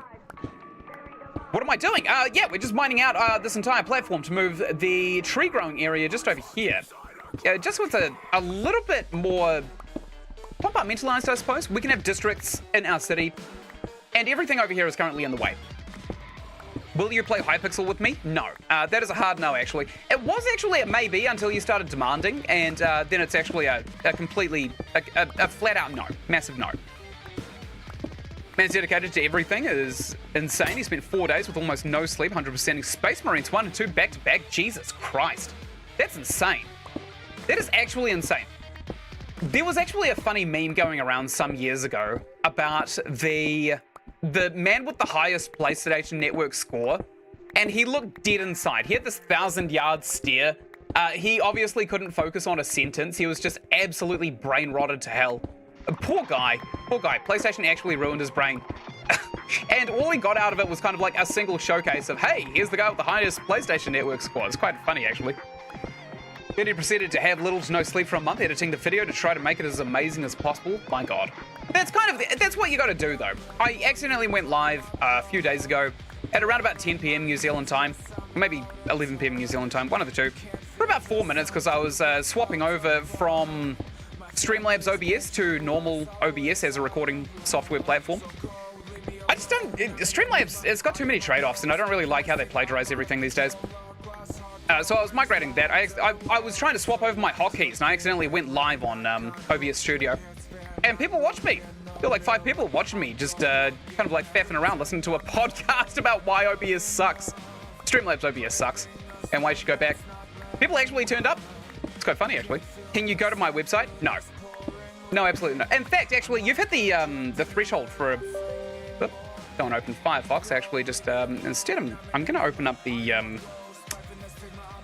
Close that window. I'll open up YouTube right here, and you've hit the threshold to get another 24-hour mute. Congratulations, Reindeer Studios. You have finally done it. You've actually done it. You've annoyed a YouTuber to the point where he has muted you twice in one single stream.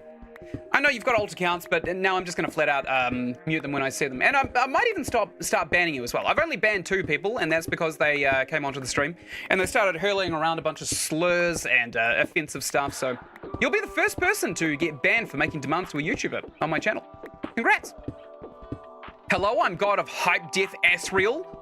Oh, that actually explains exactly why your username says God of Hype Death Asriel. I imagine that's another Undertale reference. Good God. If you're here for the Undertale theory, it's going to come out next year. I'm going to wait until I get an editor to post it. My God, it's just taking so long, and I'm not actually motivated to make it anymore. There's just been so many people coming onto the channel and just like having a go at me because I have an original thought. I'm not actually motivated to do Undertale content whatsoever. That and, of course, the gigantic copyright war that I seem to be engaged with Toby Fox's unfortunate dickheads of music management. They don't appear to really know how to run a company, so they seem to be exploiting every YouTuber that they possibly can for money. And I appear to be one of them, even though I'm not actually very big whatsoever. They actually think they're going to get money out of me, so they keep on claiming my videos. Very gross. Very gross indeed. We've got another chest right here that we can go ahead and fill up.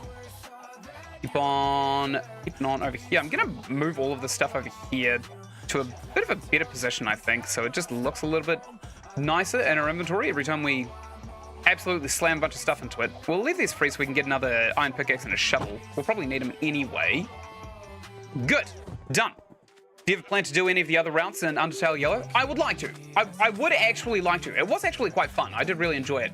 It's just, it's another Undertale thing, and all it does is kind of like remind me, hey, the developer of Undertale has abandoned Undertale, and there's going to be no support for it. So making Undertale for me is literally going to be a waste of time financially, and I don't like the game enough to kind of like just make content for free at this point, because I've just had so many people kind of like give me negative experiences. It's mainly the community. It's mainly the community. I feel like I've kind of like woken up a bunch of termites like, some of the community are absolutely lovely, of course, and some of the viewers that I got from Undertale still come back to the channel. I'm very thankful for those people, but a lot of the community, it's got to be said, massively cringe, very demanding, abrasive people. Like, it's not really a community that I necessarily want to be a part of, to be quite honest. Undertale community isn't great. No, I've found that, unfortunately, for myself. I was always wondering as well, when I played the game for the first time, is there a reason that I just shouldn't have played this game at all? And the reason didn't come until after I did all of the content that I did for Undertale Live. Like, when I finally did the Bloodlust route and I went around and I killed everything, and then I got up to Sans, which kind of demotivated me to playing as well, because I don't want to have to relearn how to play the game on a mouse and keyboard. I got tendinitis, so I can't really do that. I have to use a controller with those kind of like bullet hell games anyway. And the latency on the Bluetooth bullet hell, it's too high. I can't beat Sans with it. It's almost impossible unless I autistically spend 20 hours learning every single one of his attack sets, which I just don't want to do because that's not fun. My channel is centered around having fun, which is why it's centered around having blind playthroughs, and I'm not screaming, I'm the king of FNAF, and then throwing a chair at the wall. Deltarune has a better community, surprisingly, and they're in fact different communities. Excellent! Oh my god, that is actually fantastic. We should probably go to bed before monsters start spawning out here. Let's do that. Deltarune I am actually excited for.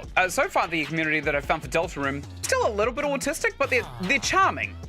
Yeah, they're more charming in their autism than Undertale. Undertale is just massively abrasive. It's very clear that they're just really unhappy that the game got abandoned. And I don't want that to be my problem. That's not my problem. A bunch of people feeling like they've been left behind by a developer is not only not my problem, but I have also been left behind by the developer. Otherwise, he would spend like a couple of seconds releasing the copyright claims on YouTube. Because he has the power to do so. Toby Fox just doesn't want to do it. I don't think he can be bothered, and I also think that the media management company that he signed on with are probably strong-arming him into doing some things that he doesn't want to do because they'll obviously lose most of their revenue by releasing all of those copyrights. What are you doing? We're mining out all of these here. I don't want to say wedges. We're mining out a little bit of a platform. We're moving this gigantic tree farm into the corner over here so that we don't feel too bad about expanding out the village that we kind of already started building out from the center of. Well, I basically just want a thriving metropolis, and currently we've got to kind of like level the place to meet the standards of that thriving metropolis, and we're going to flatten out the land a lot more as well. So this is probably good to set the tone for. Honestly, I like Undertale much less than I like Deltarune. I fully agree with that. That is a good take. I've seen a lot of crap takes recently because I've been researching for Remnant 2, and a lot of the community for Remnant 2 are also incredibly abrasive people who don't really seem to understand that sitting at a menu for 3 hours doing math with an actual calculator, it's not fun. It's just not fun. So I know what a good community now looks like. Very fresh on my mind. As fresh as this morning, believe it or not. I feel like Deltarune's combat is smooth and fluid, and Undertale's combat is jank and crap. To be quite honest, like after playing enough of Sans on the Bad Time Simulator, gotta be said, the combat just absolutely sucks in Undertale. It's revolting. I don't know how it hasn't had some kind of overhaul already. Or at least, like, just try, Toby Fox, to plug in the combat system from Deltarune. It would be so easy to do. Just put the fluid mechanics that Deltarune has into Undertale. I don't know why he hasn't. And the game will probably actually find a massive resurgence as well, Undertale. Which then means you get to sell the soundtrack a bunch more as well. So, I don't know. Maybe he does it for the love of programming games. Maybe he doesn't do it for the love of making money, which is fair enough. A lot of programmers can be like that. It's just a little bit detrimental to the longevity of a game. Whenever somebody makes a gigantic stance like that, whenever they take a stand on a hill and say, I'm done with this, it can be a little bit disappointing for just about everybody involved. New people, old community members, it doesn't really matter. They'll all kind of have to deal with the same kind of backlash. Hello, hey there, Shadow Blitz 27. Welcome to the stream. How you doing? So I'm going to leave. Okay, God of Hyper Death Asriel. I hope you enjoy your stay. I like how a lot of people do actually say, oh, we've got another pickaxe right here. I like how a lot of people do say that they are going to leave.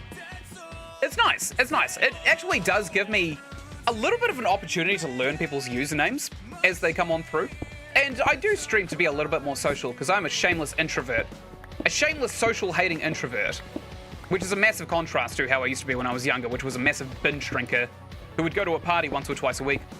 Pretty crazy. What are you doing? We're mining out a gigantic layer of terracotta. We are going to replace most of this with grass and create something of an oasis so that we can move these gigantic tree farms that we've got over here just into this corner. We're going to be chopping and changing this area that we've got over here so we can kind of make a better village. That's kind of the project that I've given myself now. It's going to be a little bit mind-numbing to kind of like do, but we do have good chat here. We have massively good chat. We've been talking about everything that's wrong with, well, maybe not everything that's wrong with Undertale, but we've been talking about how Undertale is basically a dead game now. We've been talking about other games that have come out recently. A lot of AAA studios have just released a bunch of crap games, like absolutely crap games. Good example of this, actually, that I didn't bring up before, Redfall. That was probably Arcane Studios' biggest flop to date. They could release more flops in the future because they are still owned technically by Microsoft, and Bethesda seem to have a bunch of management rights over Arcane Studios now, and they keep imposing a bunch of unrealistic deadlines on them. They made Dishonored, they made Deathloop, they made Prey, all of which would probably, in my head, qualify as Game of the Year games.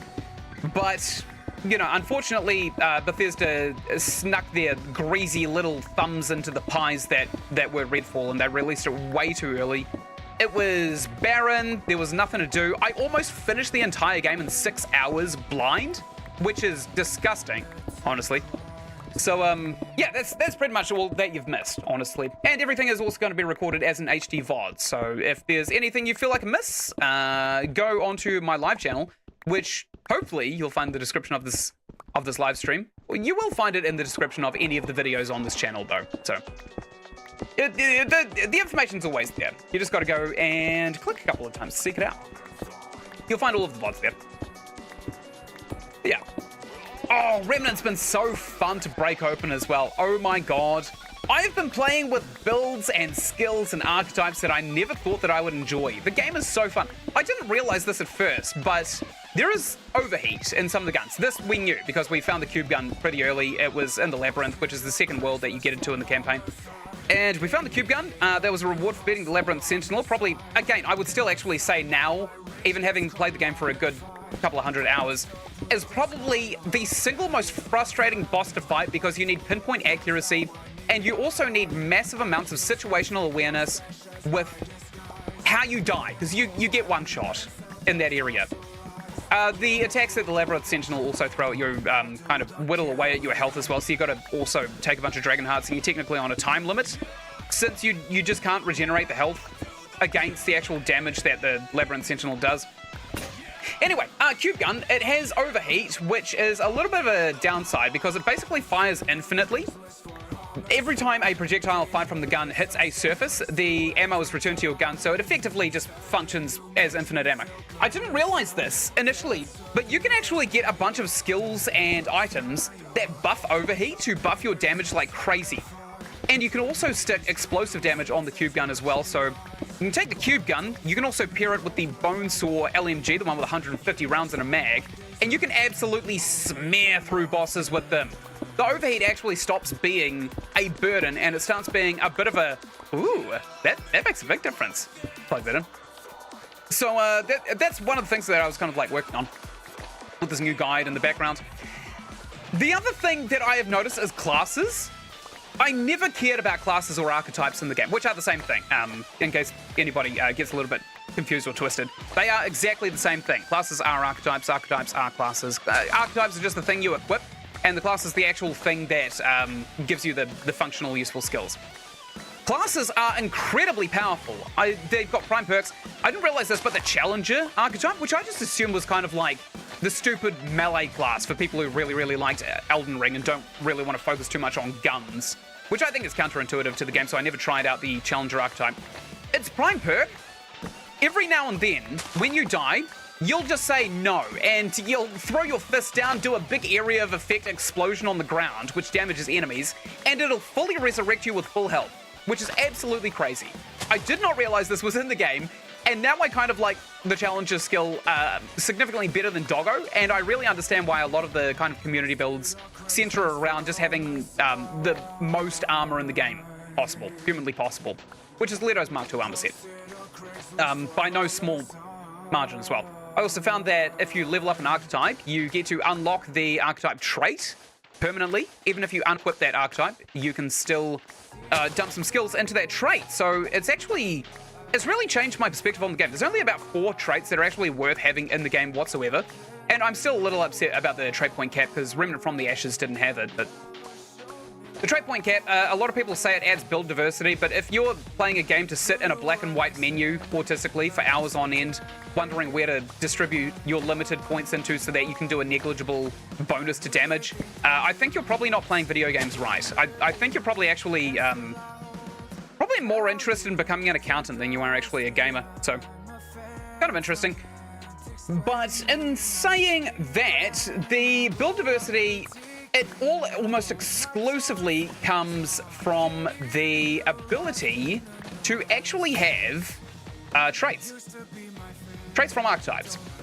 It's got nothing to do. It's got absolutely nothing to do with any of the traits that you get in the base game anymore. It's all archetype traits. All right, let's start shaving out a little bit of a wedge here, and we'll replace all of this with dirt eventually as well. We'll kind of like scatter out as well to kind of maybe maintain the illusion of natural growth in the desert. And maybe we'll put a couple of pools of water as well around the place, make it look like an oasis, like we've already done for the cow farm in the other corner. Okay, good. And start shaving out this way. This is just decorative all the way out here. Yep, up to about there is fine. We could probably actually get all of the sand out of the way before sundown, but maybe not the hardened stone. So we're going to have to be a little bit cautious about where we point our cursor until we get into a bed. It is almost done, though. It's literally almost done. Okay, good. And done. Oh, nope, we still actually have heaps to go. So that's definitely not going to be done by tomorrow. Let's go ahead and get into bed. Nice. And we'll probably also want to get some more sandstone steps and get that all the way to the end there as well. This villager is in my bed. I've kicked him out. He's gone. I've booted him right out. Aw. And he's trying to bugger me. That's gross. I hate that guy so much. I got to take his name so I can report him to the authorities, to the Iron Golem Foundation. Okay, so I kind of also want to get rid of these stone brick stairs here. Sorry, stone bricks. And we're going to replace it with dirt, I think. Yeah, we definitely want to elevate this level right here as well. Because otherwise we'll have to dig even further into the ground. And that is probably the point at which I would say that we'd be taking the piss, to be quite honest. Okay, let's kind of like shave into here, I guess. Create a lump. Our inventory's full, once more. Do we have any chests that we can dump into? Doesn't really look like it, does it? Okay. We've got to make some chests then, which means we have to empty our inventory slightly. Probably don't need all of this terracotta. Let's throw it in the bin right there. And now we need a crafting bench. Right here, done. Do we have wood? We have no wood. That's embarrassing. But we do have a forest right beside us. So we can make some wood. Do we have any planks? Not really. Yeah. We'll make 2 chests. We'll make a double chest. And let's grab 16 of these. 1, 2 chests. Done. Where the hell are we going to put this? Probably in the center of the village until we figure out where the hell we're actually going to put all of this crappy old terracotta. Okay, so put that there, and that. Well, okay, that's not a double chest whatsoever. I hate that. Yuck. Gross. I learned something. You have to put them side by side. You can't put them ahead of each other. Actually, we can use that information.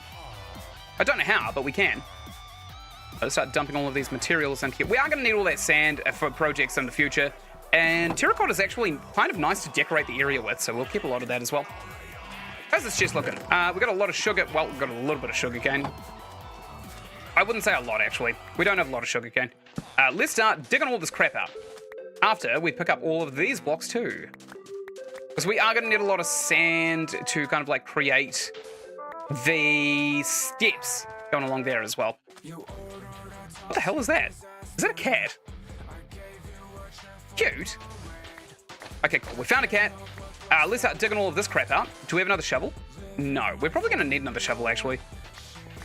Yeah, we'll kind of like dig out this wedge right here, this tiny little segment all the way to the end, and then we'll run to the forest, grab ourselves another shovel, and that'll probably be us done. Probably don't need any more than that. Over here, and sticks, and ingot, and shovel. Great. Put that above there. Okay. So we'll keep on digging this out. We're almost done, by the way. We're almost completely done. We're going to need a lot of dirt, I think. And I think we're also maybe going to need some keystones. Maybe shroom lights. Maybe we'll stick some shroom lights into the ground to mark out where we actually put the trees. That could be a good idea. But we're gonna need a lot of them. A lot of them. Just something we probably should just take into consideration earlier rather than later. Okay, one coming along here. Or we could use those iron lamps. That'd be kind of cool. We probably actually want to replace all of the torches in the village with those iron lamps. I do love them. Just sticking on the resource that shows us light. It looks like this is probably an area for nasties to spawn in, which is not ideal whatsoever. We want to find lots of dirt now. Let's try and find lots and lots of dirt. Dirt. We want to need dirt. Where is dirt? We could probably dig some up way off in the distance, but we also probably want to just find some, right? It's 54 dirt here. That's probably nowhere near enough. No, I don't see any more. We probably have some more at the Mesa Basa. How to say, though? Why don't we trim off these stairs first? These sticks. Okay. I'm pretty sure that is in line. Stairs are 3 away from the corner. 1, 2, 3. Yep, that lines up perfectly. I like that trim right there. That's nice. Okay. Let's try and make ourselves some steps. We probably want some... what the hell is it called? It's not the smooth sandstone. It's the other one. Maybe 4 stacks of sand if we can. 1, 2, 3, 4. Perfect. Because I know if we take this to a crafting bench, we can jam that into a single stack of the hardened sandstone, I think it's called. 1, 2, 3, 4, and 1 right here. Yeah, sandstone. So if we take this and we make this into sandstone steps, sandstone stairs, great. Just turn them all into it. Done. 40 steps. That should be enough. We're about to find out. Pardon me, iron golem. Ow. Just hit my balls on the fence that we used to enclose the sheep. Okay, good. And keep on coming over. I missed one. Okay, game. Okay. Okay, I just flipped one of the stairs upside down and I got an anger response from it. Put that there. Nice. Great. So in here we want dirt. And we want lots and lots of dirt. I don't think we have even enough to do a single line. Uh-oh. Uh-oh. Dude. Get out of the way. What are you doing? Piss off. No one likes you. In fact, I'll probably frame up the trim around here first. And we also need some grass as well, don't we? All right, good. Frame around here next. Excellent. And some more over here. Good. One there, one there, one there. Get a couple more of those around here. And put that one there, I suppose. Okay, so now we just need to find lots and lots of dirt. We should have some dirt back at base, but I don't think we've got this much dirt, to be quite honest. Even remotely close, probably not. Yeah. Let's empty our inventory of stuff, and we'll go and find some dirt maybe in the forest over that way. What do we got here? So we can stick some stuff in here.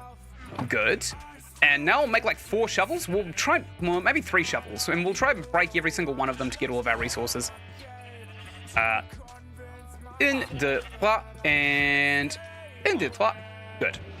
3 shovels. That's a lot of shovels. Nice. Great. So we'll use those later. We'll go to the forest over here and we'll start shaving out some dirt.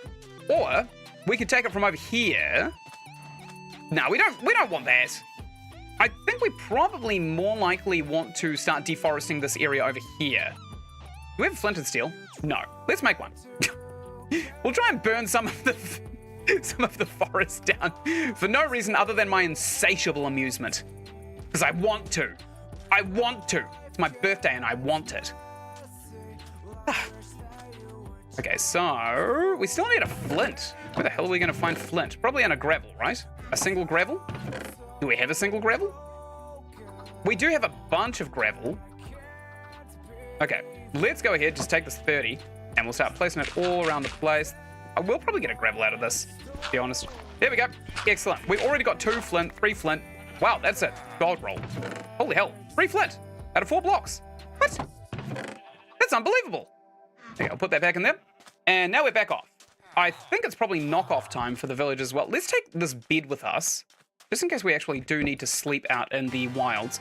And also grab a bunch of chicken, because we are pretty low on bread. We're going to need it. We are definitely going to need it. We'll jam some bread into our gullet right here. Maybe like 3 loaves. Yep, that's probably a good idea. Probably a good amount of loaves to jam into our face. Our greedy little face. I don't want to shave off this area too. This is probably a little bit high. Maybe not. Maybe not. Hey, Beck went to go and eat dinner. What did you have? What did you have?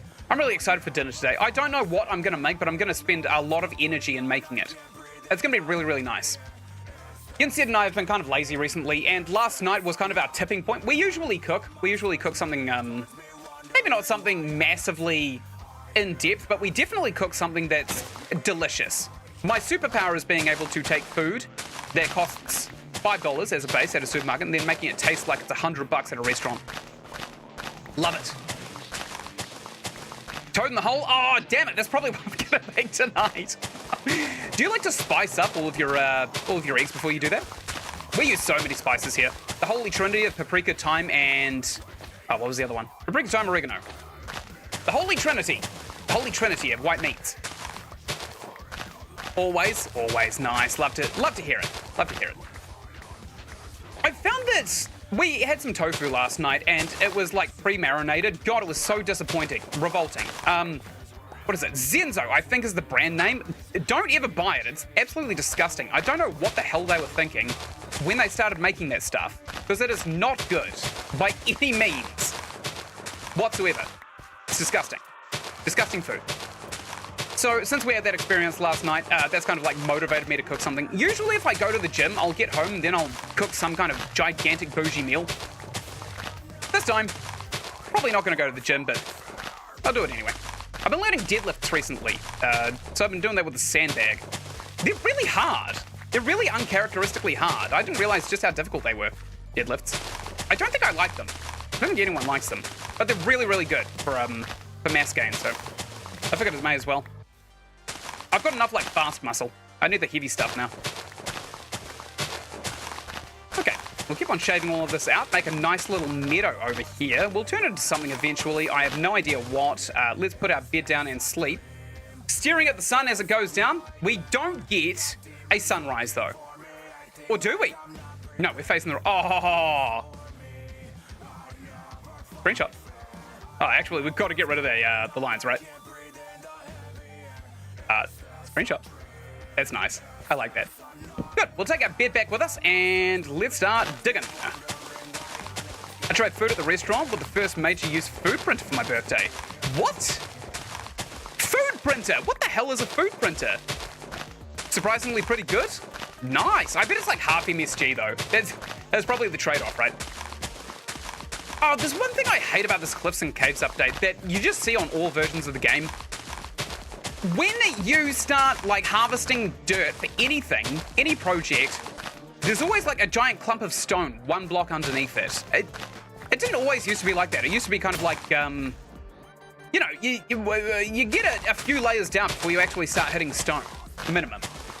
Or maybe, like, 2 layers down. But never one. Never 1 layer down before you actually just hit stone. Okay, good. And we'll keep on knocking all of this down as well. Maybe we want to get a few new flowers. Oh, we just harvested a brand new flower. I've unlocked a new recipe. No, I've come up with a new recipe. I misquoted. I misquoted Final Fantasy 15, which is embarrassing because I only played it like 5 years ago. What a game. I'm really excited for Final Fantasy 16. I hope it holds a candle. I've seen a lot of people have said that it does hold a candle. I played every single Final Fantasy, by the way, except for the MMOs. I was not fond of the MMOs. Mainly because I had a really bad experience when I first fired it up, where kind of like there was this white mage that I got matched with, and he kept attracting all of these insanely powerful enemies over to me and expected me to fight them for him. And because he aggroed them, he would also get a share of the experience. So this guy was farming me like an NPC for experience. And I was like, nah, I'm not playing this. That sucks. Pretty much just prints out a tofu base that is mixed with very specific chemicals and spices to create the exact texture and flavor of whatever you ordered to the best of its ability. That's cool. That is actually cool. But I also can see now that maybe it might not be so good. It might cost a lot of chefs a lot of jobs if it becomes kind of like a common thing. I wouldn't like that. I'd like to try it, obviously, but I wouldn't like... I want to support people. I want to support people working. Okay, we got to throw something else out, right? Like dandelions, we probably don't need them. They're everywhere. We literally do not need to farm dandelions. We just need this dirt. Lots and lots of dirt. And I'm happy to shave all of this off. Excellent. What is this? An ad manscape? Maybe. I don't know. We'll see. This stream is sponsored by... No, I've reached out to a couple of companies for sponsorships. Nothing back so far. But the next one that I'm going to apply to, because I'm just done kind of like reaching out to YouTubers and people for actual proper sponsorships. If they want me to advertise a product, they can come to me and they can negotiate it with me. And if I've sent them a single email in the past, that's a hard no. I'm not going to be supporting anything that they make because if they ghost me early, I'm going to ghost them late. Simple as that. I can be spiteful. In fact, I'm usually quite spiteful. But I'm going to start reaching out to companies like Bovril. You know, the company that makes gravy. A gravy drink. But it's like tea. Okay, we don't want any of this. What the hell am I picking up? I don't want this. So I'm going to start reaching out to brands that just like very obviously have no place marketing on YouTube. Just for a laugh. Who knows? Maybe it'll work out. Maybe it won't. You only really know if you try, right? Quite excited for that. Yeah, I know the issues with it, but my brain said, holy crap, that's the thing from Star Trek, and I legally had to try it at least once. That is the thing from Star Trek, isn't it? I mean, I've seen a lot of sci-fi with machines that just like do a kind of like a dog turd of food on a plate, and they eat it, and they're all like, oh my god, I love shrimp. But it's not shrimp, it's just like, it looks like a dog's turd, an actual poo. We don't need poppies because we have a farm of poppies on the giant mesa in the background that we can't see because our rendering distance is way too low. I'd say it's way too low. It's probably not actually way too low. Okay. So we're also collecting wheat for some stupid reason. I don't really want wheat in my inventory whatsoever. So we're not really going to double down on keeping the wheat, I don't think. And I know we're kind of scarring the landscape as well by leaving all of the stone exposed, but I suppose it adds texture as well, and all of this grass is going to cover up eventually.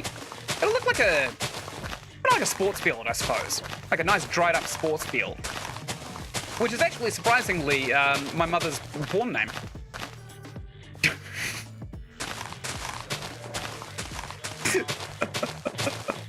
Just giving myself a little chance to laugh at my own joke there. Okay, so we probably want to throw out these wheat seeds. We probably also don't want those that second stack of dandelions on us either. We're probably going to run out of shovel durability for this one before we finish, but we definitely are going to get the last of it with the shovel we actually do have. How much dirt have we got? Believe it or not, I don't even think that this is enough dirt either. Oh, we also didn't make our flint and steel, did we? Ploppers. We also have a boat that we probably shouldn't be carrying around with us because we're not stuck in the middle of nowhere. Okay. Good, and we'll come over here. Nice. And I think I'll shave out that. We'll do this little bit here. Then we'll kind of work on the other segment that we've just kind of wedged out for ourselves. Excellent. Okay, we need to throw the boat out. I threw it on the ground. There we go. There's more dirt. Love it. We're a dirty boy. All net perfect recreations. Oh, really? Oh, that's kind of cool. I ordered 3 things to test it. I ordered some pancakes and bacon, 1 slice of pepperoni pizza, and some key lime pie. Did it have kind of like separated nozzles, or were all of the nozzles? Was the single nozzle creating the whole thing of food? Because that would be really weird if maybe your key lime pie had a hint of, what was it, salami? Pepperoni. If your key lime pie was kind of like a nice meaty texture, what the hell is happening with the weather? it seems kind of like washed out for the first time in a while. That's weird. All right. Good. Hi, how are we liking this music, by the way? This is Berries Alive, their 2023 album. I love them so much. They are so funny. I don't think they've ever taken something seriously in their lives. There were 7 different nozzles. Good. Oh my god. Could you imagine if you went to a restaurant and the guy who was making the cakes had like the icing nozzle and they also like made sausages with that same thing? That'd be disgusting. I can picture it as well. Yep. Okay. I threw it on the ground. Oh, and I picked up another flower. Damn it. Okay, that freed up another inventory slot for more dirt harvesting action. Good, and what the hell is down there? How have we not seen that? Do we cover it? Maybe not, actually. That would just spawn more enemies. And if we do kind of like want to come through here, maybe craft something next to the jungle. Like, I don't know, maybe like an infinite lava spawner or something amongst the trees, and then we just watch the forest burn down. That'd be kind of cool, right? Okay, dandelion can go down there. Good. I just picked up a single wheat seed instead of all of the dirt. Wow. Thank you, Minecraft Steve. You Jack Black-brained asshole. I don't know if the nozzle would be the word. What would you call it? The teat? The teat of the food printer? I'd call it a teat. I wouldn't care at all either. I'd definitely call it a teat. I've come up with so many inventions and doodads in my life. I'm not ashamed to call it the teat. You know, someone opens a service manual on some little creation that I've made, and then suddenly it just says, pull on teat. When teat is clogged up, you know, even if it's just like a nut as well, I'll just call it the teat. It's my invention. No one can stop me. Ah, the perks of being an inventor, huh? I can be the berries of life of inventors. Honestly, look more of a teat. You really like flattening areas, don't you? Yes, believe it or not, we're actually flattening this area so we can flatten an area. Pretty simple, honestly. Yep, cut out that wedge right there. Actually, I'm going to cut out all of the sand. For one reason, I kind of like the idea of having kind of like a sandbank leading up to a dirt area up here. So that's going to cover with grass. That's all going to kind of like fix itself in the future. We want to get rid of this tree, although it's surrounded on all... How the hell did it grow? What the hell? Where's the tree? That's just dirt. Oh. It's a shrub. Oh, thanks, Tree Capitator. It didn't register this as a tree. Okay. We'll knock it down with our next best resource, a bed. Because I want the dirt underneath this to flatten it out. Yeah, I like flat areas. I quite like terraforming... something to be kind of like workable and malleable initially in Minecraft. And then after that, we can kind of like speckle it with scars and stuff like that. That's probably the best way of terraforming in my opinion. Okay. I also want to shave off this little area. Then we're probably done for the day, honestly. We can probably go home and call it a day. Nothing annoys me more than hilly plains, to be quite honest. Like, you can make nice things on it. And if you find a big enough hill, making a castle on it absolutely just looks fantastic, but... Hills, they're annoying to jump across. They're just annoying. They're just annoying to jump across. How much space have we got? Not a hell of a lot, actually. In fact, I think we're completely full on dirt. But we got a perfect... Okay. We had a perfect amount. Oh, would you look at that? Another tree, allegedly. Nope, that's not a tree, apparently. Okay. Go ahead and get our shovel up. And we gotta gap it back home so that nothing spawns here. In fact, actually, we don't need to do that whatsoever. Let's face the bed this way, and we'll see if we can't get a nice glimpse of the sunrise as we get up.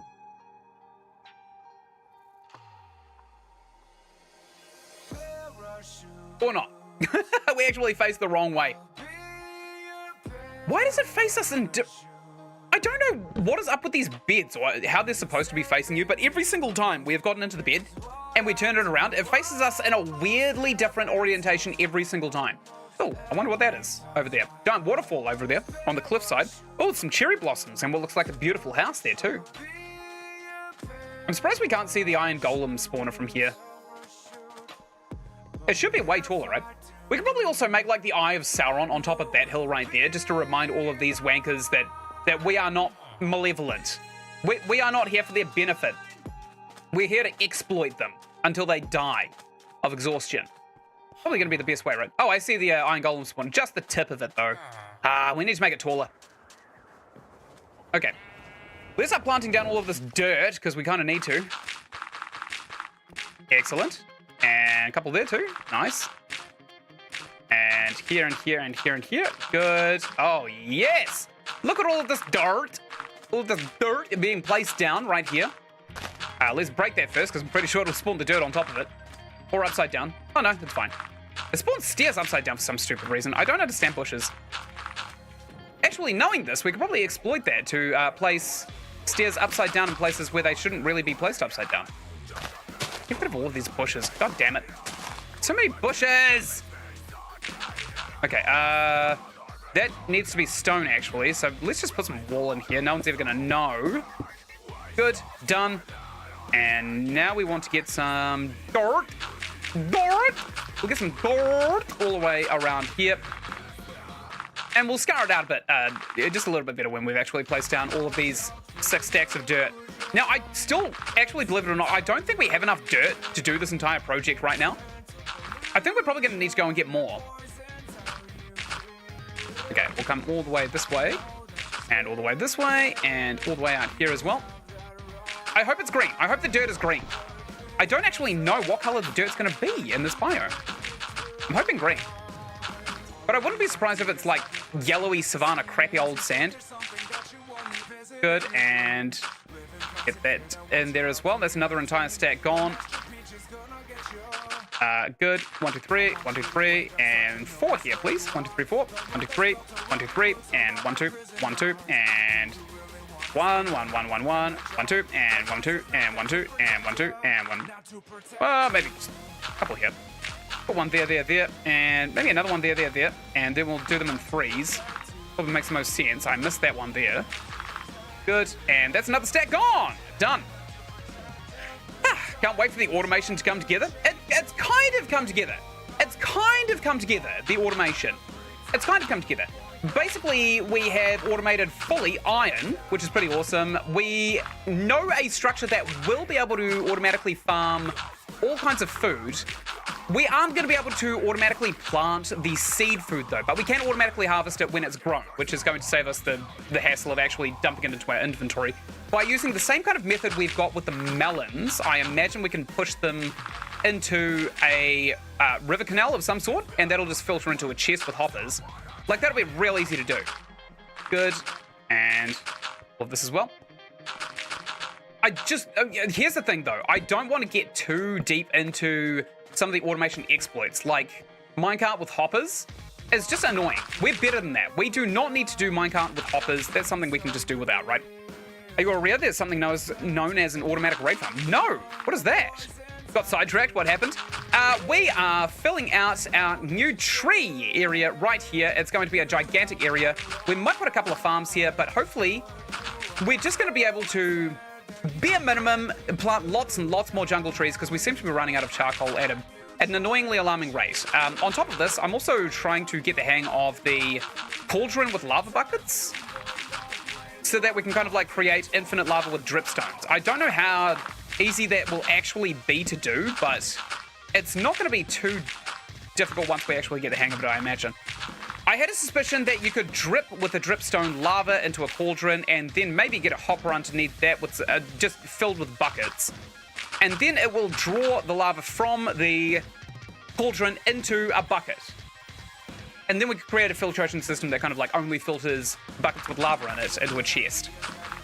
That would be awesome. And then we just keep all of the buckets inside of the hopper. Excellent. And keep on coming through. So the automation, it is coming together. We've got a pretty decent and comprehensive knowledge of the automation so far. And it's really cool too, because Bedrock was massively limiting in its redstone. You had to limit your redstone to a single chunk. If you extend it across outwards from a chunk, then as soon as you leave the area, all of the redstone would cease to function and thus invalidated all of the automation. So the best thing that I found in Bedrock version would basically just have all of the redstone connected to a single lever, and whenever I'd have to leave my castle, Hit the lever. Hit the lever, turn off all of the automation, turn it back on when I'm back. Simple as that. It's a farm that works off of a similar kind of exploit the iron farm does that can auto-farm raids. You can have a totem. Yeah. Emerald farm, essentially. That'd be awesome. I'm not interested in emeralds. I know that emeralds are mainly used for trading with villagers. And to be quite frank, I couldn't give two hoots about trading with villagers. If I wanted to sit in a screen for the entire duration of the game, I would definitely be trading with villagers until we got to a base level of resources. But I don't want to have the crutch of the whole villager trading system, which I've experienced before. I've experienced it in the world that I played a good few hundred hours with one of my best buddies. And I wasn't terribly fond of it. I feel like it cheapened the game by removing the whole incentive for mining and crafting. So when we had unlimited resources, sure, I could get to automation easier, but at the same time, there was nothing to automate because you could just get all the resources from a villager. So I won't be doing emeralds necessarily, but it'd be awesome to have emeralds as kind of like a building block for decorations. So if we could get a billion of those, I would be all for it. That'd be fantastic. Excellent. So how does it work? Is it kind of like, is it a bunch of maybe campfires? Campfires sitting above hoppers in a gigantic circle that filter into a chest, and you stand in the middle with a potion of bad omens applied to you? Is that how that works? Have I hit the nail on the head? That would be my first guess, but, you know, I'd have to actually test it out to kind of double down on that. That's what I usually do with a raid farm, usually for beacons and such. Oh, yeah, they're buff beacons too. Yeah, we're definitely going to need lots of emeralds. I usually use prismarine, actually. I usually, when I want to buff a beacon massively, I will use a prismarine farm by kind of like finding an underwater temple and then drying it out. Okay, my eyes were bigger than my stomach in this instance. I shouldn't have done like 4 at a time. This is way slower. Because now I have to worry about another horizontal plane to reorient myself every single time I place these down. Good, and place that down, and more there. We are almost out of our dirt. I knew this wasn't going to be enough. Whoops. Oh well, I care not. And there's one's here too. Yeah, we don't have nearly enough dirt. We're going to need to go and get more. 1, 2, 3. 1, 2, 3. 1, 2, 3. 1, 2. 1, 2. Whoopsies. 1, 2, 3. 1, 2, 3. 1, 2, 3. And 1, 2, 3. We're probably going to go on the wiki and figure out exactly what the ideal kind of like distance between jungle trees is going to be as well, because we do kind of want to farm them. They absolutely drop heaps of wood. Okay, almost out of dirt. Probably going to have to go on another resource run, which means another 4 shovels, most likely. And I'm pretty happy to do it, honestly. I'm pretty happy to do it. We'll fill out our inventory with dirt, as long as we can get this entire area basically just filled in, done and dusted. Okay, keeping on. Almost, there we go. Okay, so we should probably do them in lots of 3 instead of running the entire length. 1, 3, 1, 3, 1, 1, 2. Actually, let's run this entire length right here because we're almost out of dirt, and that's it. Okay, let's go get more. We also want to kind of like link up dirt to the sheep farm over there. I've specifically left the sheep farm there so that we have a single grass block source. All right, good. I'm knocking this down. Why is this here? And I'm going to throw it into this hole. There it is. Excellent. Okay. Yeah, we want to link up the sheep to this beautiful little pasture right here as well. I love this. This is so cute, actually. That's so sweet. Ah, let me out! Says the cow, knowing I'm not going to let him out. We've also left a bunch of pillars inside of the water, which is a little embarrassing. We'll fix that later. We'll fix that later. We're on a big building binge right now.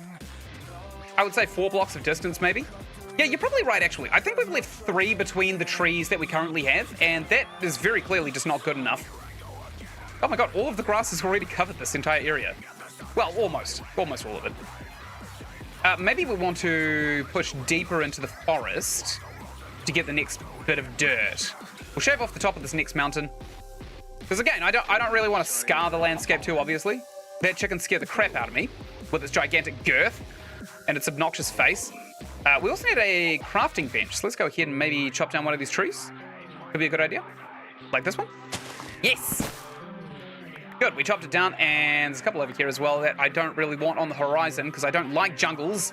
Yucky! Gross! Yuck! Be gone with you, thought. Why'd I pick it up? I don't want it on my inventory. Let's do a sleep. Sort of how it works, but it has to be structured differently than you'd think due to the existence of vexes and revengers. There are many guides that explain design philosophy if you'd like to research. I'm not going to be looking up a guide.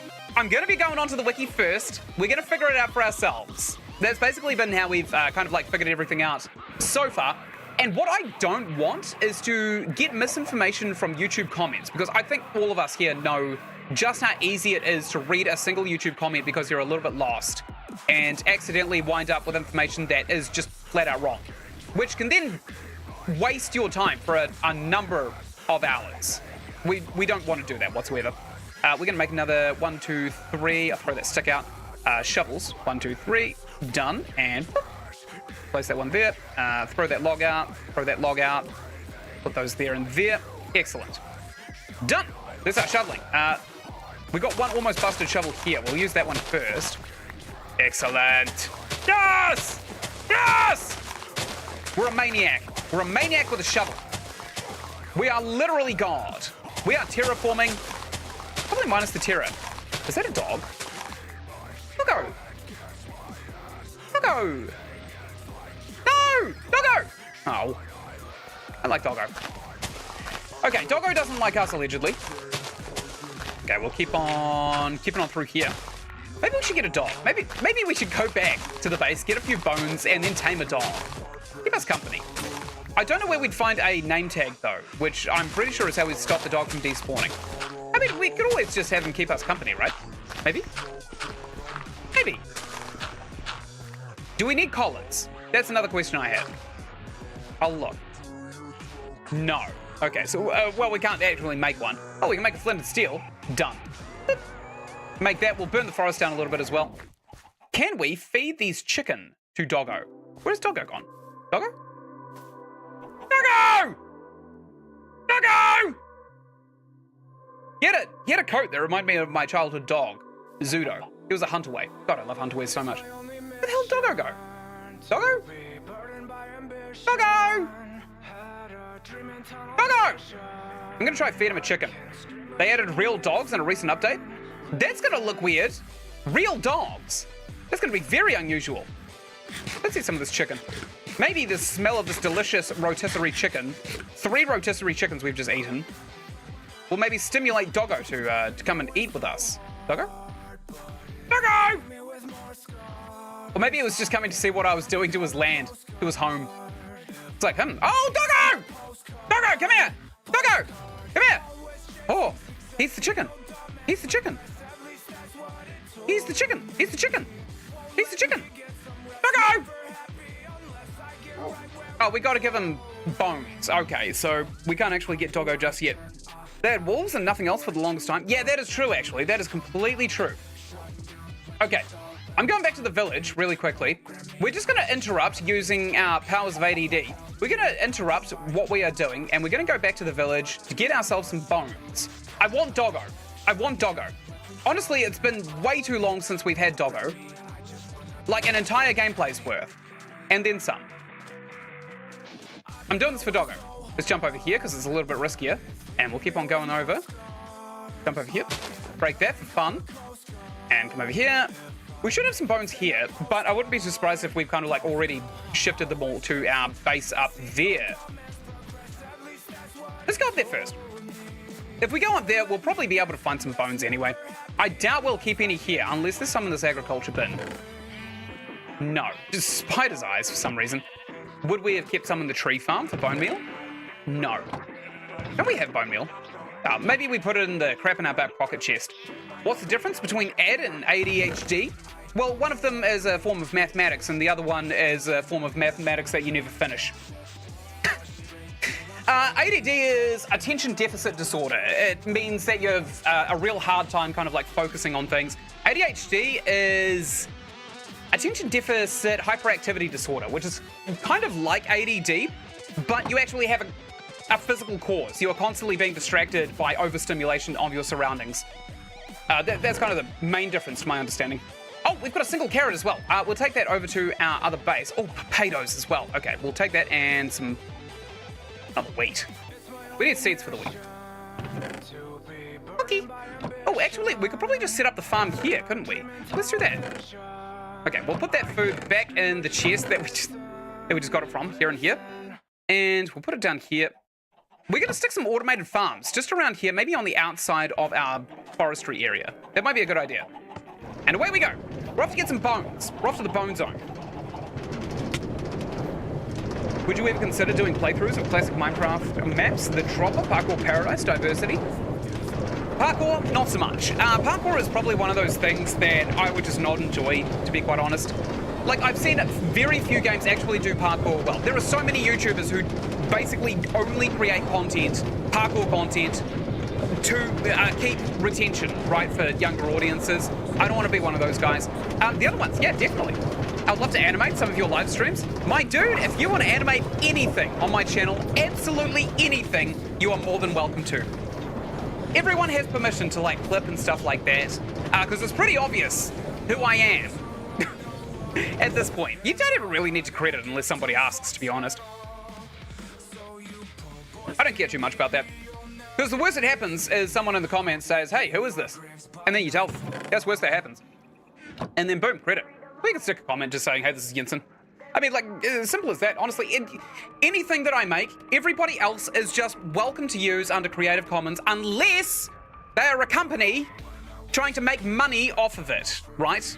If they're trying to stimulate a bunch of money and they're taking clips of me out of context, so, like, there's a bunch of companies that, for the sole purpose of their existence, go and find Twitch streamers and stuff like that do the whole soy face reactions every time they get somewhere in a game. And what these people do with it is they put it over mobile gaming advertisements, usually for casinos, online casinos, jackpots, stuff like that. It's absolutely disgusting. So there are these YouTubers whose faces are just associated with some of these gambling platforms, and there's nothing that they can do about it because they don't know about it.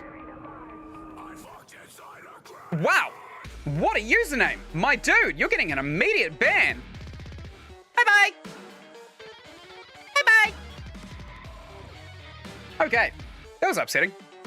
We've had 3 dickheads on the channel so far now.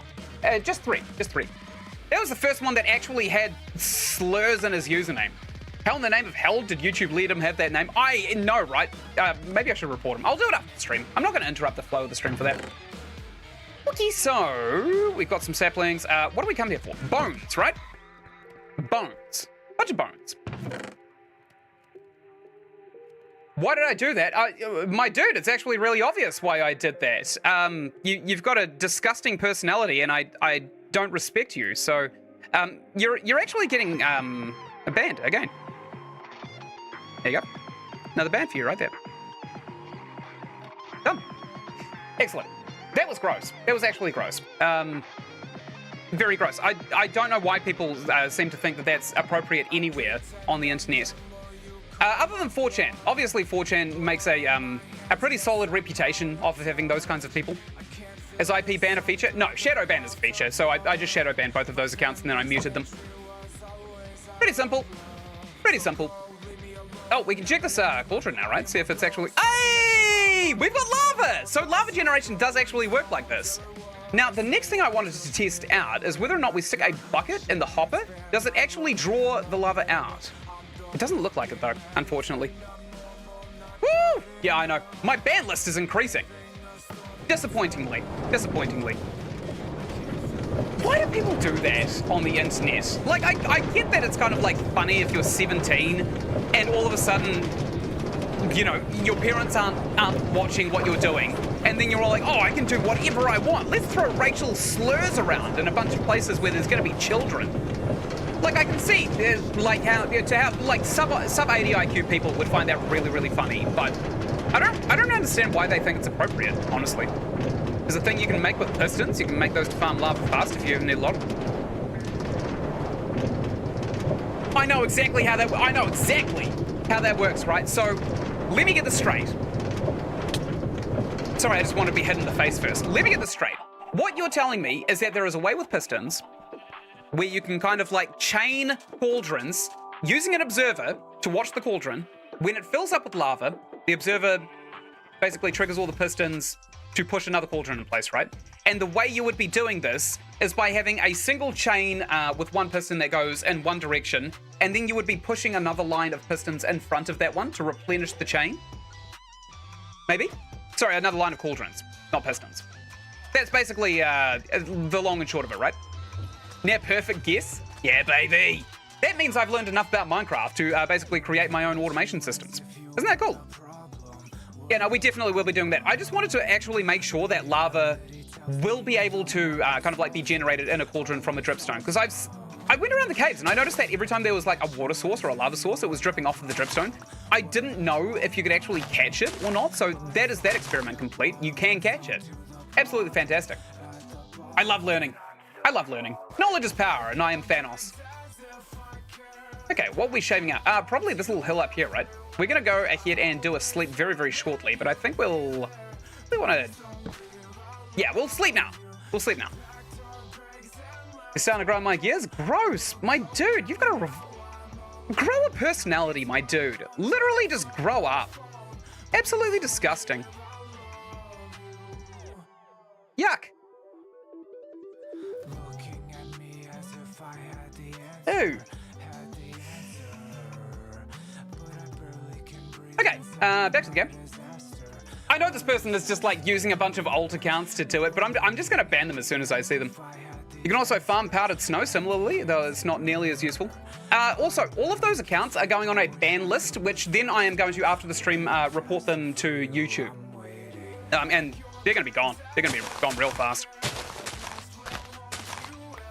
You can also farm powdered snow similarly, though it's not nearly as useful. Yeah, I don't think powdered snow is really useful for anything other than like attracting Scarface, right? And even then, you're kind of catfishing him as well. Okay, we'll keep on coming along around here. God, that would... If I didn't grow up in such a rough way that I did, all of those messages would have really jarred me. I feel bad for streamers who are kind of like a little bit more sheltered. I didn't realize there were actually like Twitch viewers over here on YouTube. I thought Twitch viewers actually just stayed over on Twitch, but it actually seems like they're coming over to YouTube for some reason. They're probably sick of the ads. What a bunch of trolls. My dude, I think it's you. I'm gonna confirm this before you get a ban though. I think it's the same person. I'll just make sure. I mean, they're not doing anything too harmful right now. If they do anything harmful, I'll ban them, just like everybody else who does something harmful to the channel, but other than that, not so much. Besides, I'll report all of those accounts as well. YouTube is actually really, really good at finding linked accounts and associated accounts through IPs, so all of those will be IP banned eventually. Okay, chop that down because I don't want it to scar the landscape. Let's go ahead and keep shoveling all of that around. Yeah, we're gonna basically just shave off half an inventory's worth of dirt, and then we'll go back to our little project, moving our tree farm around. Oh, that's why we're here. I forgot all about Doggo. Here you go, buddy. No? Yay! We've got a Doggo! He's a bit of a bad boy, though. He's not coming. Wow. Absolutely gross.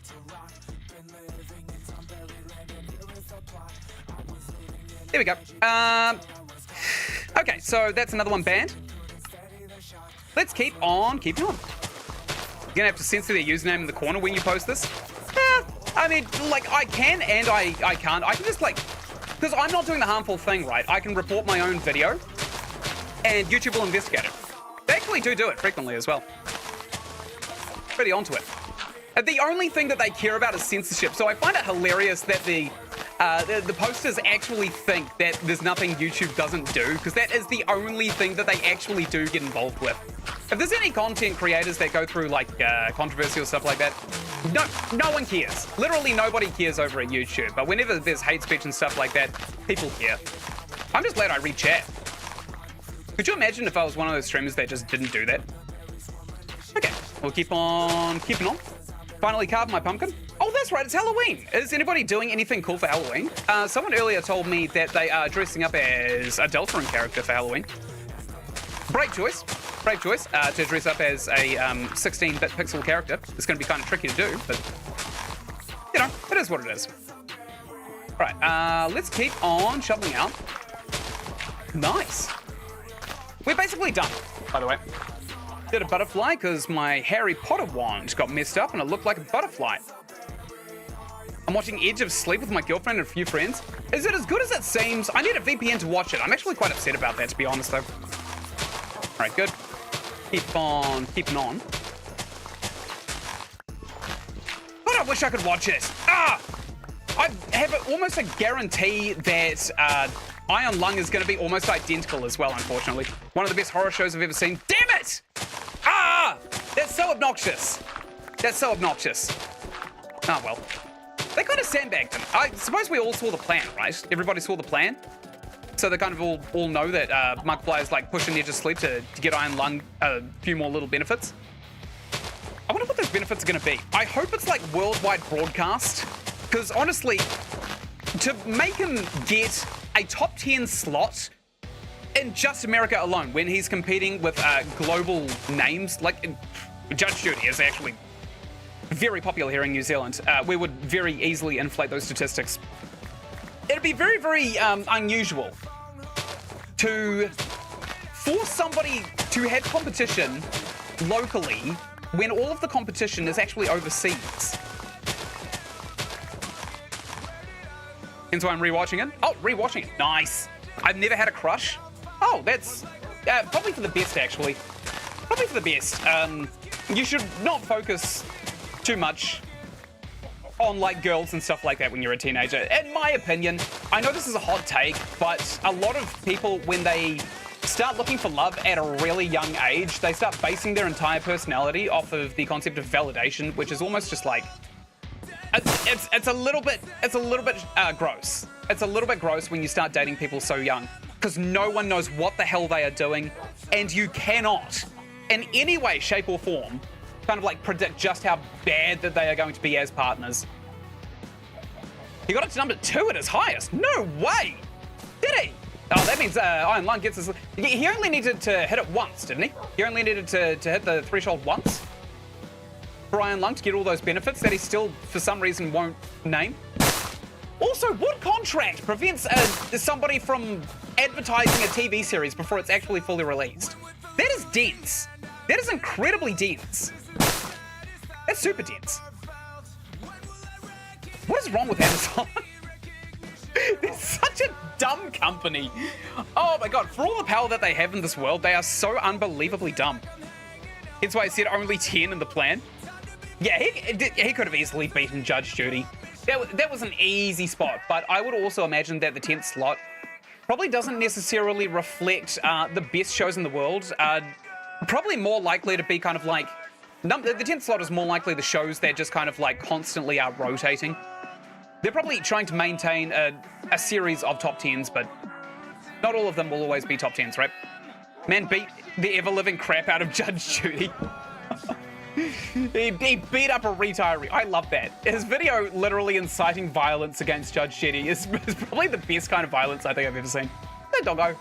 Good boy. Let's make him twerk a bit. Yeah, good boy. Your twerk form is on fleek, my dude. I don't know if people still say that. But people are starting to wear spandex and 90s baggy jeans again, so I don't really put much faith into the current trends of fashion and stuff like that. Okay, we'll go back. We'll probably end up filling out all of the grass. And then at that point, we're done. Also got rid of most of the bushes on this beach, which is pretty awesome as well. Good. Probably want to shave that off too. It does have a weird dip in it. Oh, this is so nice. I love the combination of kind of like natural generation and also thematic structures beside it. I actually adore it. It's really good. Super excited for season 2, though I know that's probably going to be a long time away. Yeah, I think it is. I think you're absolutely right on that front. I think that's going to be ages away. I mean, it took 3 years for that one to get published, right? It took 3 years for the first series of Edge of Sleep. I wonder if he actually wants to like create the next few seasons as well. Because he's moved on to other projects, and Edge of Sleep was his kind of like passion years and years ago. And it's kind of nice that he's back though, even though he's only really doing those silly co-op games and not really showcasing all of the spookers that I kind of liked about his channel initially. 1, 2, 3, 1, 2, 3. Doggo! Seriously? Okay. Come this way. Doggo! Come on! What the hell? Doggo is on Ynsin. Excellent. Okay, I'm actually going to use some of this dirt to link up the grass just over here to the sheep's pen, because we need to. Yeah, let's just dig through here with a shovel. Good. And once that links up, that'll spread like wildfire, which we didn't spread while we're in the jungle, unfortunately. So we can keep on filling out all this grass while that happens as well. Good. As Pilgrim playthrough has been fun to watch so far. I don't know. I feel like Wade and Bob have been kind of a little bit bland recently.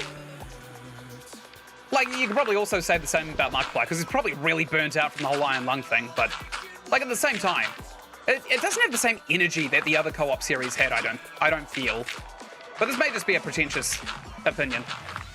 You can't always be MatPat, I suppose. Who, apparently, retired about 2 days before my last live stream, which would have been Tuesday. So, like, last Saturday, I think, for the rest of the world. I think MatPat fully retired from YouTube.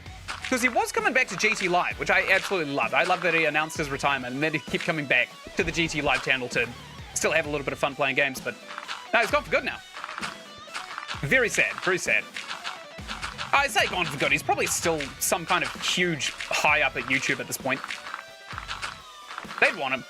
They definitely want him. I've been watching Distractable since it started. I have a much stronger attachment to them than others would be feel. Yeah, true. I've never given Distractable a go, to be honest. I'm not a podcast kind of guy. I like the flashing lights, and I know that about myself. I'm an idiot. I'm an idiot, and I love it. But we're all kind of idiots, aren't we? That's why we're on YouTube. It's just to watch people be idiots. Okay, good. Get all of that dirt down. Do we have enough? Oh, we probably don't. We probably still don't have enough. Whoops. Okay. We'll get all of this down, and what time is it actually? Because I do have to go and do things with Ynsin today. Okay, I'll finish this off. Oh, I've forgotten to record the entire live stream as well. That's embarrassing. I'll go ahead and finish off the dirt that we have, and then I'm going to have to gap it out because I do have a big day planned outside of the house. Annoyingly, I'd like to stay here and play Minecraft all day, but apparently not. Apparently not. Not an option. Good, and keep on knocking all this down. We still got 2 more stacks. I'm not sure if it's enough. It might be. No, it won't be enough. We'll be just shy. Not by much, but we will be just shy. Okay, let's come back in here, and we will get into bed.